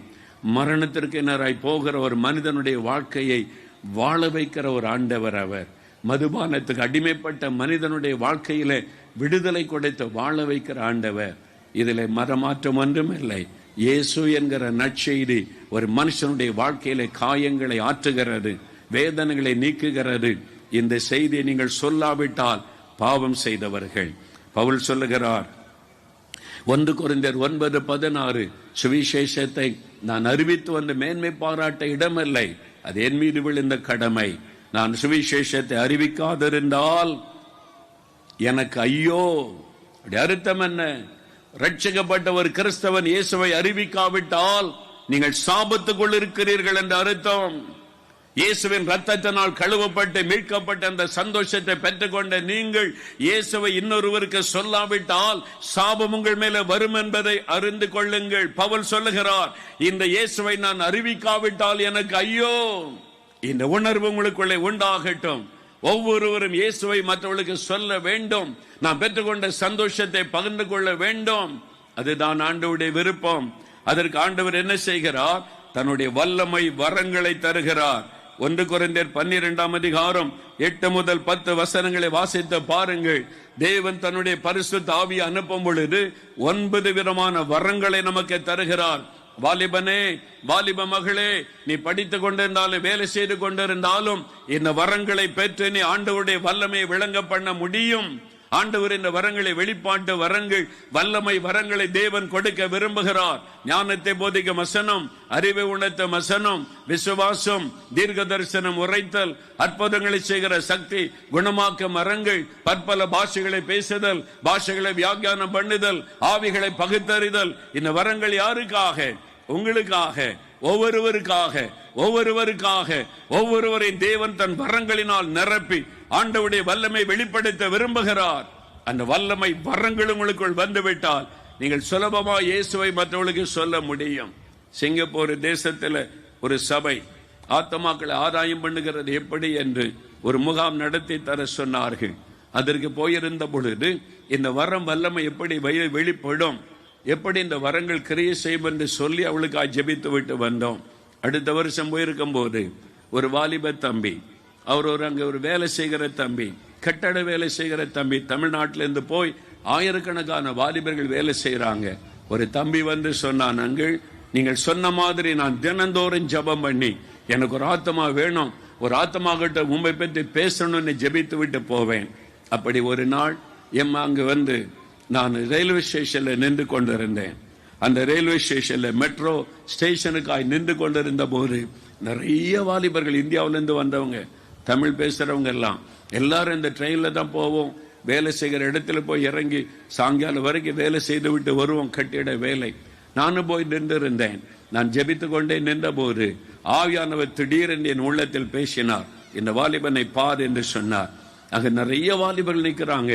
குறிப்பிட்ட ஒரு வாலிபனை ஆவியானவர் எனக்கு காண்பித்து என் இருதயத்தில் பேசினார், அவனோடு போய் பேசு, அவன் இன்றைக்கு தற்கொலை செய்து கொள்ள போகிறான், நீ போய் அவனோடு என்னை குறித்து பேசு என்று ஆண்டவர் தெளிவாய் என்னோடு பேசினார்.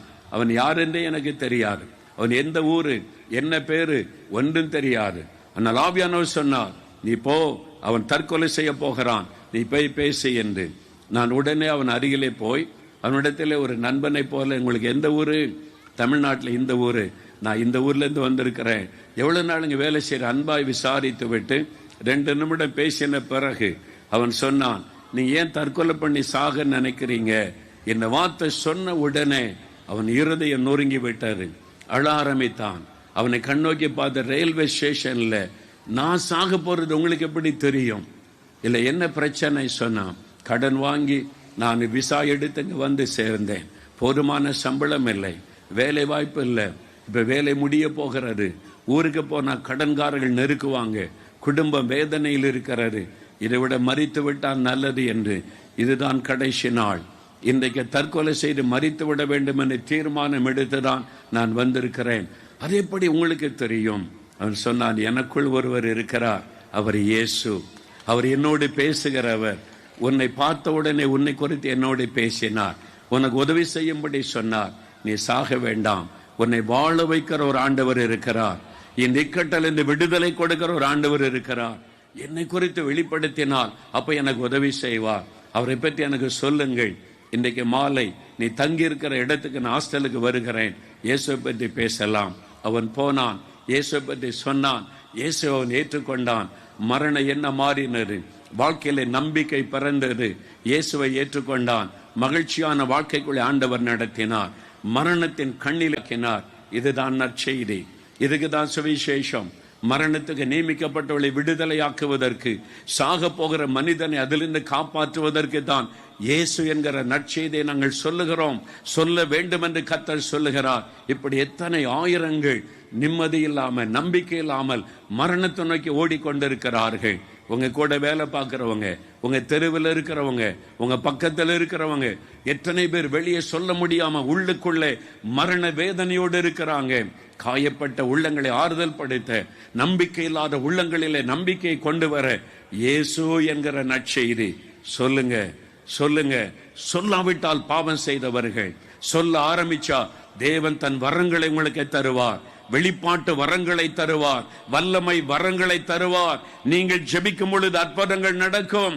நான் வியாதி படுக்கையில் சாக கடந்த போது எனக்காக ஜெபித்த ஒரு பாஸ்டர் அல்ல, ஒரு மொழி நேர ஊழியக்காரன் அல்ல, ஒரு சுவிசேஷகன் அல்ல, ஒரு மிஷனரி அல்ல, லூகாஸ் டிவிஎஸ் கம்பெனியில வேலை செய்து கொண்டிருந்த ஒரு வாலிபன். அவன் ஜெபிக்கும் பொழுதுதான் என் மரண கட்ட மாறினது, என் வியாதி படுக்கை மாறினது, நான் ஜீவனுள்ள தேவனை அறிந்து கொள்ள முடிந்தது. உன்னை கொண்டு ஆண்டவர் அற்புதம் செய்வார், உன்னை கொண்டு ஆண்டவர் அற்புதம் செய்வார். வாலிபனே, வாலிப மகளே, எழும்பு, தேவன் தன் வரங்களினால் உன்னை நிரப்பி பயன்படுத்த விரும்புகிறார். உலகம் நம்பிக்கையற்ற நிலைமை நோக்கி போய்கொண்டிருக்கிறது. பயம் எல்லாருடைய மக்களை வாட்டி வதைக்கிறது. இந்த காலத்தில் நற்செய்தி சொல்லுகிற ஒரே ஒரு காரியம் இயேசு என்கிற நற்செய்தி, பயத்தை மாற்றுகிற நற்செய்தி, ஆறுதல் படுத்துகிற நற்செய்தி, மக்களை விடுதலையாக்குகிற நற்செய்தி. அதை சொல்லும்படிக்கு தேவன் உன்னை அழைத்திருக்கிறார். அந்த பொறுப்பை உனக்கு தந்திருக்கிறார். நீ அறிவிக்காவிட்டால் சாபம் உன்னை தொடரும் என்பதை அறிந்து கொள். கிறிஸ்தவனே, கிறிஸ்தவளே, இந்த இயேசுவை நீ அறிவிக்காவிட்டால் அதுவே உனக்கு சாபமாய் மாறும் என்பதை அறிந்து கொள். எவ்வளவு நாள் சுயநலமாய் வாழ போகிறோம்? எத்தனை மக்கள் நிம்மதி இல்லாமல் அழுகிறார்கள், கண்ணீர் வடிக்கிறார்கள், மரணத்தை நோக்கி போகிறார்கள். யார் அதை சொல்லுவது? இயேசுவை அறிந்த நீ சொல்லாவிட்டால், இயேசுவை ருசித்த நீ சொல்லாவிட்டால், வெறும் சர்ச்சில் வந்து மாத்திரம் நடனமாடி கொண்டிருப்பாயா? தெருவுக்கு போ, கிராமங்களுக்குள்ளே போ, தேவை உள்ள மக்கள் மத்தியிலே போ, மரணத்தை நோக்கி ஓடுகிற மக்கள் மத்தியிலே போ. இயேசுவை சொல். எத்தனை மக்கள் தாகத்தோடு காத்திருக்கிறாங்க, கண்ணீரோடு வர்றாங்க, குடும்பமாய் வர்றாங்க. நாங்கள் கிறிஸ்தவர் அல்லாதவங்க வாங்க நீ அழைக்கல, தேடி வர்றாங்க. 4 மாவடிக்கு கண்ணீர் விட்டு நிற்கிறாங்க. ஐயா, எங்கெங்கயோ போன, இவ்வளவு பணம் செலவு பண்ண ஐயா. இயேசு இலவசமாய் விடுதலை கொடுத்த மகிழ பண்ணுகிறார். இயேசு இலவசமாய் விடுதலை கொடுத்து ஆசீர்வதித்த மகிழ பண்ணுகிறார். ஒவ்வொருவரை எழும்பணும். சுவிசேஷம் அறிவிப்பது தேவன் கொடுக்கிற ஒரு ஆசீர்வாதம்.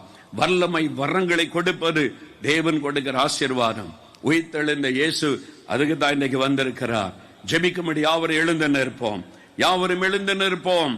ஜெபம் பண்ணுவதற்கு உயிர்த்தெழுந்த இயேசு நம்மை சந்திக்க வந்திருக்கிறார். தேங்க்யூ லார்ட், உமக்கு நன்றி. எல்லாரும் ஜெபத்தோடு எழுந்து நிற்போம். தேங்க்யூ லார்ட், உமக்கு நன்றி. எங்கிருந்தாலும் எல்லாரும் எழுந்து நில்லுங்க, எழுந்து நில்லுங்க. இப்பொழுது நாம் ஜெபிக்க போகிறோம். கவனிங்க, ஒரு நிமிஷம் கவனிங்க.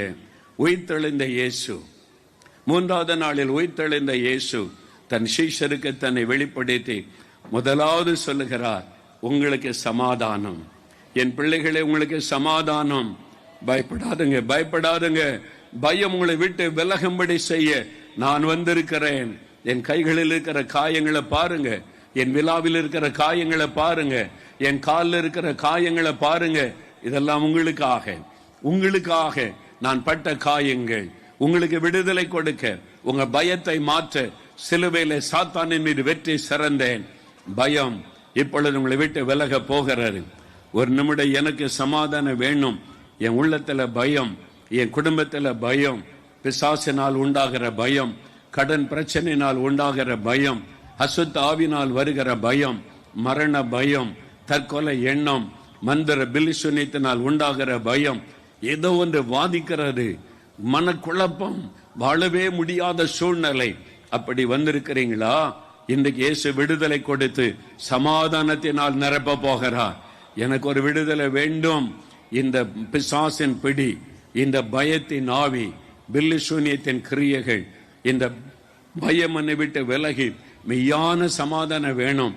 இந்த இயேசு எனக்கு வேண்டும் என்று சொல்றவங்களுக்காய் முதலாவது நான் ஜெபிக்க போகிறேன். எல்லாரும் கண்களை மூடுங்க. எல்லாரும் நிற்கிற இடத்துல கண்களை மூடி, அருகில் இருக்கிறவளை மறந்துருங்க. மேடையில் இருக்கிற ஊழியக்காரனை மறந்துருங்க. உங்க பக்கத்துல நிற்கிற இயேசு, உயிர்த்தெழுந்த இயேசு உங்களை சந்திக்க வந்திருக்கிறார். உங்க பக்கத்துல வந்திருக்கிறார். அந்த இயேசுவை மட்டும் மனதில் நினைங்க. ஐயோ, எனக்கு சமாதானம் இல்லையே, பயம் பயம் பயம், என் உள்ளத்துல பயம், குடும்பத்துல பயம், எல்லாருக்குமே ஒரு பயம், பிசாசினால் உண்டான பயம், பில்லி சுனித்தினால் உண்டான பயம், பண தேவையினால் உண்டான பயம், எதிர்காலத்தை குறித்த பயம், ஒரு மனக்குழப்பம், நிம்மதியே இல்லையே. இயேசுவே, எனக்கு சமாதானம் தாங்க, எனக்கு சமாதானம் தாங்க, எனக்கு மெய்யான சமாதானம் வேணும். என் பயந்து பயந்து நான் வாழுகிறேன், மெய்யான சமாதானம் வேணும். அப்படி சொல்றவங்க வலதுகரம் உயர்த்தி இயேசுவை நோக்கி, இயேசுவை நோக்கி, இயேசுவை நோக்கி, இயேசுவே சமாதான பிரபுவே, எனக்கு சமாதானம் தாங்க. கேளுங்க கேளுங்க, இயேசுவே கேளுங்க. கண்களை மூடுங்க. அருகில் இருக்கிறவளை மறந்துருங்க. இயேசுவை மட்டும் கண் முன்னால நிறுத்துங்க. இயேசுவே சமாதானம் வேண்டும். இயேசுவே பயத்திலிருந்து விடுதலை வேண்டும். இயேசுவே விடுதலை வேண்டும். இயேசுவே விடுதலை வேண்டும். இயேசுவே இந்த பயம் விலகணும், மரண பயம் விலகணும், மனிதர்களை குறித்த பயம் விலகணும். இயேசுவே எனக்காக சிலுவையில மரித்தீரே, எனக்காக நீ ரத்தம் சிந்தினீரே, எனக்காக உம்மை பலியாய் கொடுத்தீரே, எனக்காக உயிர்த்தெழுந்தீரே. இந்த பயத்திலிருந்து விடுதலை தாங்க, சமாதானம் தாங்க. ஜெபிங்க ஒரு நிமிடம் எல்லாரும். ஒருவேளை பாவத்தை ஆண்டவர் உணர்த்தினால் என் பாவத்தை மன்னியும், மதுபான பழக்கத்தை மன்னியும், இந்த குடி வெறியை மன்னியும், போதை வஸ்துகளை பயன்படுத்துகிற பாவத்தை மன்னியும், என்னால விட முடியல, இயேசுவே விடுதலை கொடுங்க. ஆண்டவரே இந்த இச்சைகள், இந்த பெருமைகள், பொறாமைகள், சண்டைகள், வைராக்கியங்கள், பகைகள், ஐயோ ரத்தம் சிந்துகிற பாவம், பாவ ரத்த பழி மன்னியும் மன்னியும் மன்னியும் மன்னியும். ஜோமனுங்க ஜோமனுங்க ஜோமனுங்க. இயேசுவே என்னை மன்னியும், இயேசுவே என் உள்ளத்திலே வாரும், சமாதானம் என் உள்ளத்திலே வேண்டும். ஜெபம் பண்ணு வாலிப தம்பி, வாலிப மகளே, ஜெபம் பண்ணு. உன் அந்தரங்க வாழ்க்கையை இயேசு அறிவார். நீ விடுதலை இல்லாமல் தவித்து கொண்டிருக்கிறாய், வெளியே சொல்லவும் முடியவில்லை, நிம்மதியாக வாழவும் முடியவில்லை. இயேசு சொல்லுகிறார், நான் இருக்கிறேன் மகனே, நான் இருக்கிறேன் மகளே, நான் உனக்கு விடுதலை தருவேன், நான் உனக்கு சமாதானம் தருவேன். இயேசுவே நீ கூப்பிடுங்க, இயேசுவின் பெயரை சொல்லுங்க. பாவத்தை மன்னியும், சமாதானம் தாரும், என் வாழ்க்கையிலே நீர் வாரும், என் வாழ்க்கையிலே நீர் வாரும். கேளுங்க கேளுங்க கேளுங்க. இயேசுடைய ரத்தம் சகல பாவங்களை நீக்க நம்மை சுத்திகரிக்கும். அவருடைய ரத்தத்தின் வல்லமை உங்களுக்குள் இறங்குகிறாரு. இயேசுடைய ரத்தத்தின் வல்லமை உங்கள் மேல இறங்குகிறாரு. இயேசுவின் ரத்தத்தின் வல்லமை உங்களுடைய இருதயத்தை கழுவுகிறாரு. இயேசு கிறிஸ்துவின் ரத்தம் சகல பாவங்களை நீக்கி சுத்திகரிக்கும். இயேசுடைய ரத்தத்தின் வல்லமை பிசாசுடைய கிரியைகளை அழித்து நிர்மலமாக்கும். அந்த ரத்தத்தின் வல்லமை இறங்கி கொண்டு இருக்கிறது, அவங்களை கழுவுகிறது. இயேசுடைய ரத்தத்தின் வல்லமை வெளிப்பட்டு கொண்டு இருக்கிறது, வெளிப்பட்டு கொண்டு இருக்கிறது. ஒப்பு கொடுங்க ஒப்பு கொடுங்க ஒப்பு கொடுங்க. இன்னும் ஒரு நிமிடம், இன்னும் ஒரு நிமிடம். அதன் பிறகு ஒரு வித்தியாசமான காரியம் நடக்க போகிறது. ஆண்டவர் இயேசு பிரத்யட்சமாய் இறங்கி வந்து இன்றைக்கு உங்களுக்கு விடுதலை, சுகம், ஆசீர்வாதத்தை தர போகிறார். அவர் எனக்கு சொன்னார், I will come, I will come. நான் வந்து என் ஜனத்தை சந்திப்பேன். I will come and deliver my people. நான் வந்து என் ஜனத்தை விடுதலை ஆக்குவேன். என் ஜனம் என்னை பார்க்கும். சிலர் அவரை தரிசிக்க போகிறீங்க, சிலருடைய ஆவிக்குரிய கண்கள் திறக்கப்படும். இயேசுவை சிலர் தரிசிக்க போகிறீங்க. அவர் தன்னை வெளிப்படுத்த போகிறார். அவருடைய பலத்த வல்லம் இன்றைக்கு வெளிப்பட்டு கொண்டு இருக்கிறாரு, வெளிப்பட்டு கொண்டு இருக்கிறாரு. இயேசுவே மன்னியும், இயேசுவே கழுவும், இயேசுவே விடுதலை தாரும், இயேசுவே எனக்கு ஒரு அற்புதம் செய்யும். இயேசு தன்னை வெளிப்படுத்தி கொண்டிருக்கிற நேரம் டிவியில பார்க்கிறவங்க முழங்கால் படிட்டு ஜெபிங்க. வீட்டுல ஜெபிங்க ஜெபிங்க. வேடிக்கை பார்க்காதங்க ஜெபிங்க. எந்த தேசத்தில் இருந்தாலும் ஜெபம் பண்ணுங்க. ஆண்டவருடைய வல்லமை பலமாய் வெளிப்பட்டு கொண்டு இருக்கிறது இப்பொழுது. Thank you Lord. இப்பொழுது ஆவியானவர் எனக்கு சொல்லுகிறார், இயேசு சொன்ன நேரம் வந்தது. நான் பிரத்யட்சமாய் என் ஜனங்கள் மத்தியில் வருவேன். நான் வரும் பொழுது அசுத்த ஆவிகள் அலரும். அவைகள் வந்து என் பாதத்திலே விழும். அவைகள் வந்து என் சமூகத்திலே நடுங்கி விழும். நான் இந்த கட்டுகளை அறுத்து என் ஜனங்களை விடுதலை ஆக்குவேன் என்று இயேசு சொன்னார். அவருடைய பிரசன்னம் இறங்கி வருகிறது, அவருடைய பிரசன்னம் இறங்கி வருகிறது. இப்பொழுது வலது கரத்தை உயர்த்தி இயேசு இயேசு இயேசு அந்த வார்த்தை சொல்லிக் கொண்டே இருங்கள். பொல்லாத ஆவிகள், பயத்தை கொண்டு வருகிற ஆவிகள், பில்லி சூனியத்திலே கிரியை செய்கிற ஆவிகள் இப்பொழுது வெளியேறி வரப்போகிறது. வந்து இயேசுவுக்கு முன்பாய் விழப்போகிறது. நீங்கள் எங்கிருந்தாலும் அந்த ஆவியினுடைய கிரியை இப்பொழுது வெளியரங்கமாக போகிறது. இயேசுடைய பிரசன்னம் மகிமையாய் இறங்கி வருகிறது. Thank you Jesus. இயேசுவே எங்கள் மத்தியில் நீர் வந்திருக்கிறதற்காய் நன்றி, நீர் வந்திருக்கிறதற்காய் நன்றி.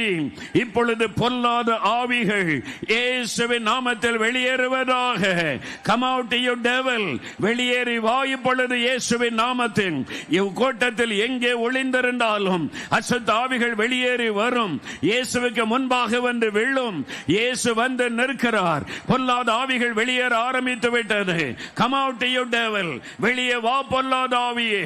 இயேசு இயேசு என்ற பெயரை சொல்ல சொல்ல பின்னால் இருந்து கொண்டிருந்தாலும் மந்திரத்திலே கிரியை செய்கிற ஆவிகள், பில்லி சூனியத்திலே கிரியை செய்கிற ஆவிகள், குடும்பங்களை பாழாக்குகிற ஆவிகள், பயத்தை கொண்டு வருகிற ஆவிகள், தற்கொலை தூண்டுகிற ஆவிகள் இப்பொழுது வெளியேறுகிறது, வெளியேறுகிறது. இயேசுவுக்கு முன்பாக வந்து விழும் இந்த முதல் நேரம் விடுதலையின் நேரம், விடுதலையின் நேரம். இயேசு மத்தியில் வந்திருக்கிறார். Come out you devil in the mighty and powerful name of Jesus. இயேசுவுக்கு முன்பாக வந்து விழு. உன்னுடைய கிரியைகள் இன்றைக்கு அழிக்கப்படுகிறது. வா பொல்லாத ஆவியே என்று உனக்கு கட்டளை கொடுக்கிறேன். மறைந்திருக்கிற ஆவிகள் வெளியேறுவதாக, ஜனங்களை பாழாக்குகிற ஆவிகள் வெளியேறுவதாக, பில்லி சூனி ஆவிகள் வெளியேறுவதாக, மந்திர கிரியைகள் அழிக்கப்படுவதாக. வெளியேறு பொல்லாத ஆவியே. Come out you devil in the mighty and powerful name of Jesus. இயேசுவின் நாமத்தினாலே, உயிர்த்தெழுந்த இயேசுவின் நாமத்தில் உனக்கு கட்டளை கொடுக்கிறேன். வெளியே வா இப்பொழுது. நீ எங்கும் மறைந்திருக்க முடியாது. யாரையும் இனி வேதனைப்படுத்த முடியாது. ஒருவரை இனி வாதிக்க முடியாது. நீ வெளியே வந்துதான் ஆக வேண்டும். மறைந்திருக்கிற ஆவிகள் வெளியேற ஆரம்பித்து விட்டது. சத்தமிட ஆரம்பித்து விட்டது. மைதானத்தில் எங்க இருந்தாலும், பின்னால இருந்தாலும் இயேசுவின் நாமத்தில் உனக்கு கட்டளை கொடுக்கிறேன். நீ வந்து இயேசுவுக்கு முன்பாக விழ வேண்டும் பொல்லாத ஆவியே. அவருக்கு முன்பாக நீ நடுங்கித்தான் ஆக வேண்டும். இயேசுவின் ரத்தத்தின் வல்லமை வெளிப்படுகிறது. வல்லமை உண்டு, வல்லமை உண்டு. அந்த ரத்தத்தின் வல்லமை வெளிப்படும் பொழுது இன்னும் பல ஆவிகள் வெளியேற போகிறது. சர்ப்பத்தின் ஆவிகள், பாம்பின் ஆவிகள், குரங்கின் ஆவிகள், மந்திரத்தில் கிரியை செய்கிற ஆவிகள், பில்லி சூனியத்தின் ஆவிகள், பயத்தை கொண்டு வருகிற ஆவிகள் வெளியேற ஆரம்பிக்கிறது. எல்லாரும் ஜெபத்தோடு இயேசு இயேசு இயேசு அவருடைய பெயரை சொல்லிக் கொண்டிருங்கள். எல்லா எல்லைகளிலும் ஆண்டவருடைய வல்லமை இறங்கி கொண்டிருக்கிறது. விடுதலை உண்டாகி கொண்டிருக்கிறது. Thank you Jesus.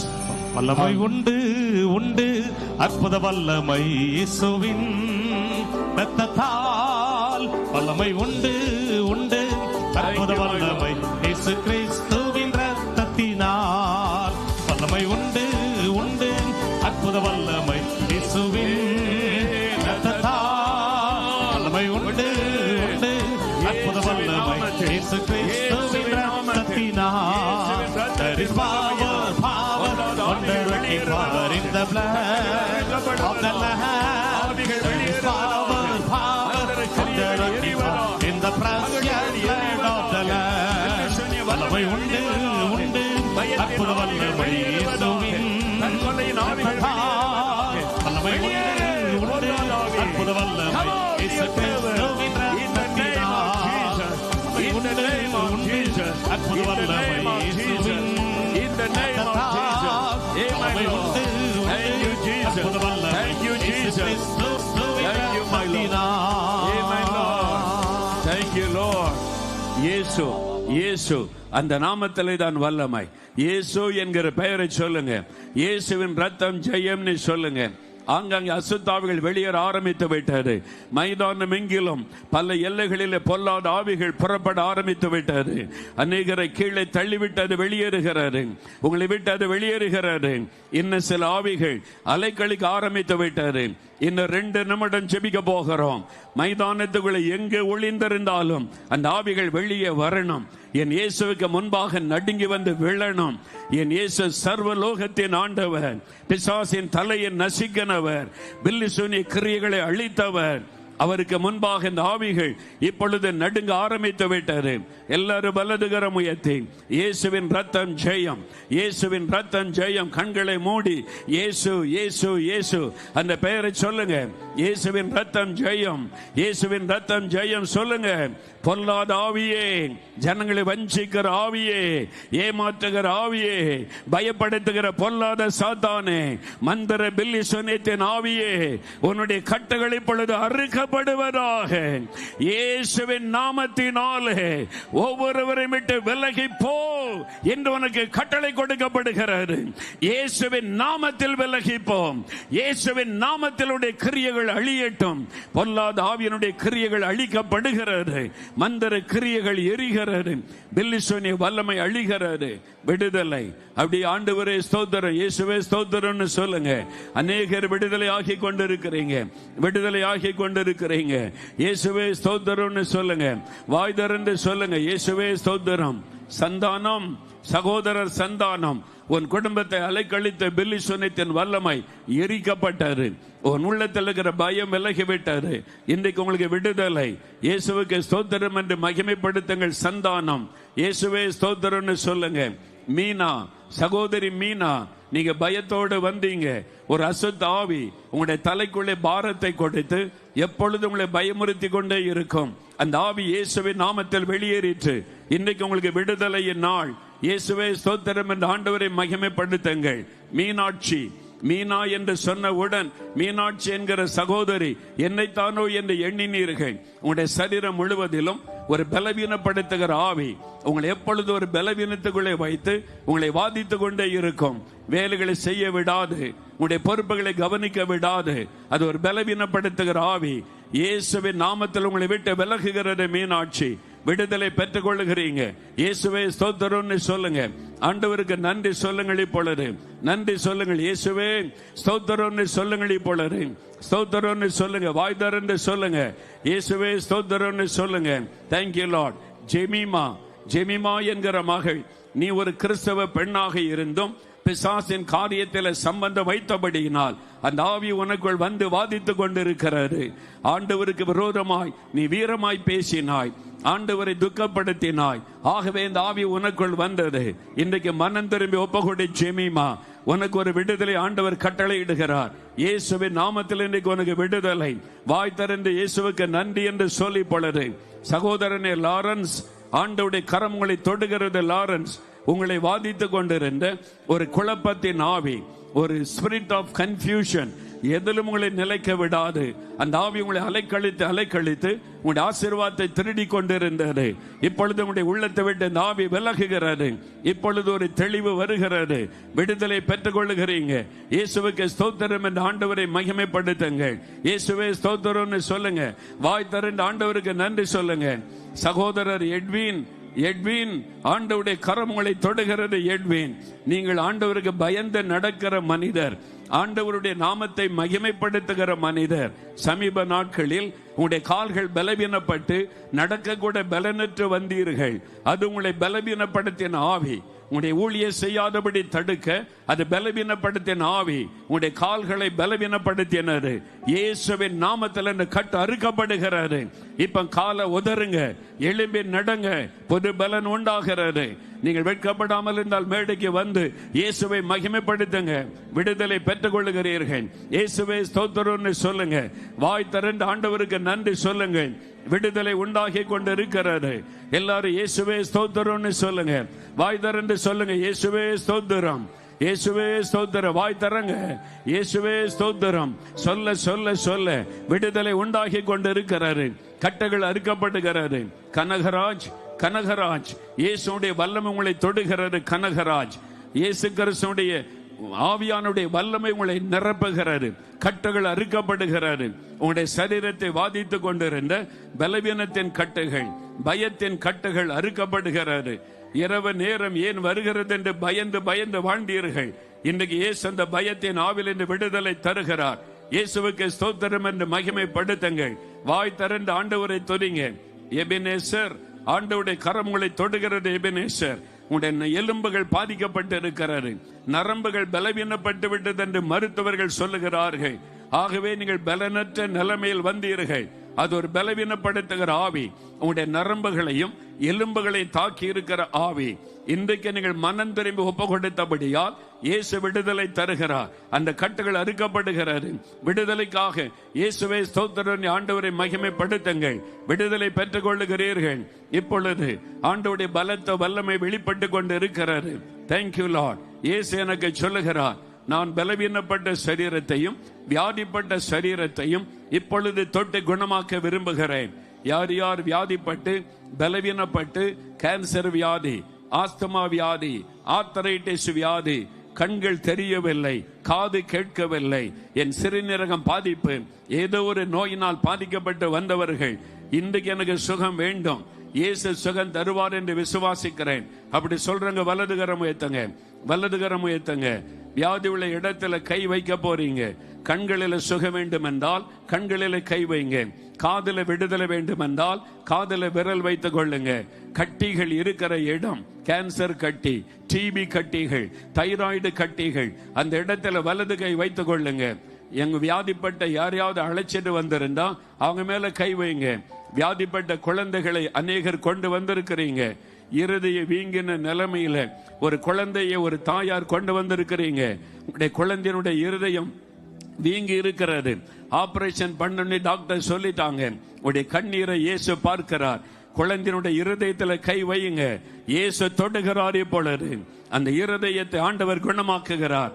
அடுத்த முறை டாக்டர் பரிசோதிக்கும் பொழுது ஆபரேஷன் தேவையில்லை என்று சொல்லுவார். இப்பொழுதே ஒரு மாற்றத்தை உணர்கிறீர்கள். ஜெபிங்க, ஜெபிங்க, குழந்தைகளுக்காக ஜெபிங்க. 2 நிமிடம் எல்லாரும் வாய் திறந்து, இயேசுவே என்னை தொடும், இயேசுவே என்னை குணமாக்கும். டிவியில பார்க்கிறவங்க கூட வியாதி உள்ள இடத்துல கை வைத்து ஜெபிங்க, ஜெபிங்க, வாயை திறந்து நீங்க கேட்கணும். இயேசுவே என்னை குணமாக்கும், இயேசுவே என்னை தொடும், இயேசுவே சுகம் தாரும், என் கணவருக்கு சுகம் தாரும், மனைவிக்கு சுகம் தாரும், பிள்ளைகளுக்கு சுகம் உண்டாகட்டும். ஜெபிங்க, ஜெபிங்க, ஜெபிங்க, கருத்தா ஜெபிங்க. 2 நிமிடம். ஆண்டவருடைய வல்லமை வெளிப்பட ஆரம்பித்து விட்டாரு. சுகமளிக்கிற வல்லமை இறங்க ஆரம்பித்து விட்டாரு. தொடுங்க ஆண்டவரே, உம்முடைய பிள்ளைகள் கேட்கிறாங்களே, தொடுங்க. கேன்சர் வியாதிகள் மறையட்டும் இயேசுவின் நாமத்தினாலே. கேன்சர் வியாதியை கொண்டு வருகிற ஆவிகளை இயேசு கிறிஸ்துவின் நாமத்தில் நான் கடிந்து கொள்ளுகிறேன். எல்லா கட்டிகளும் இயேசுவின் நாமத்தில் மறைந்து போவதாக. கேன்சர் கட்டிகள் மறையட்டும், டிபி கட்டிகள் மறையட்டும் இயேசுவின் நாமத்தில். தைராய்டு கட்டிகள் மறைந்து போவதாக. கர்ப்பப்பையில் இருக்கிற கட்டிகள் எல்லாம் மறையட்டும் இயேசுவின் நாமத்தில். உம்முடைய வல்லமை தொடுகிறதற்காக நன்றி.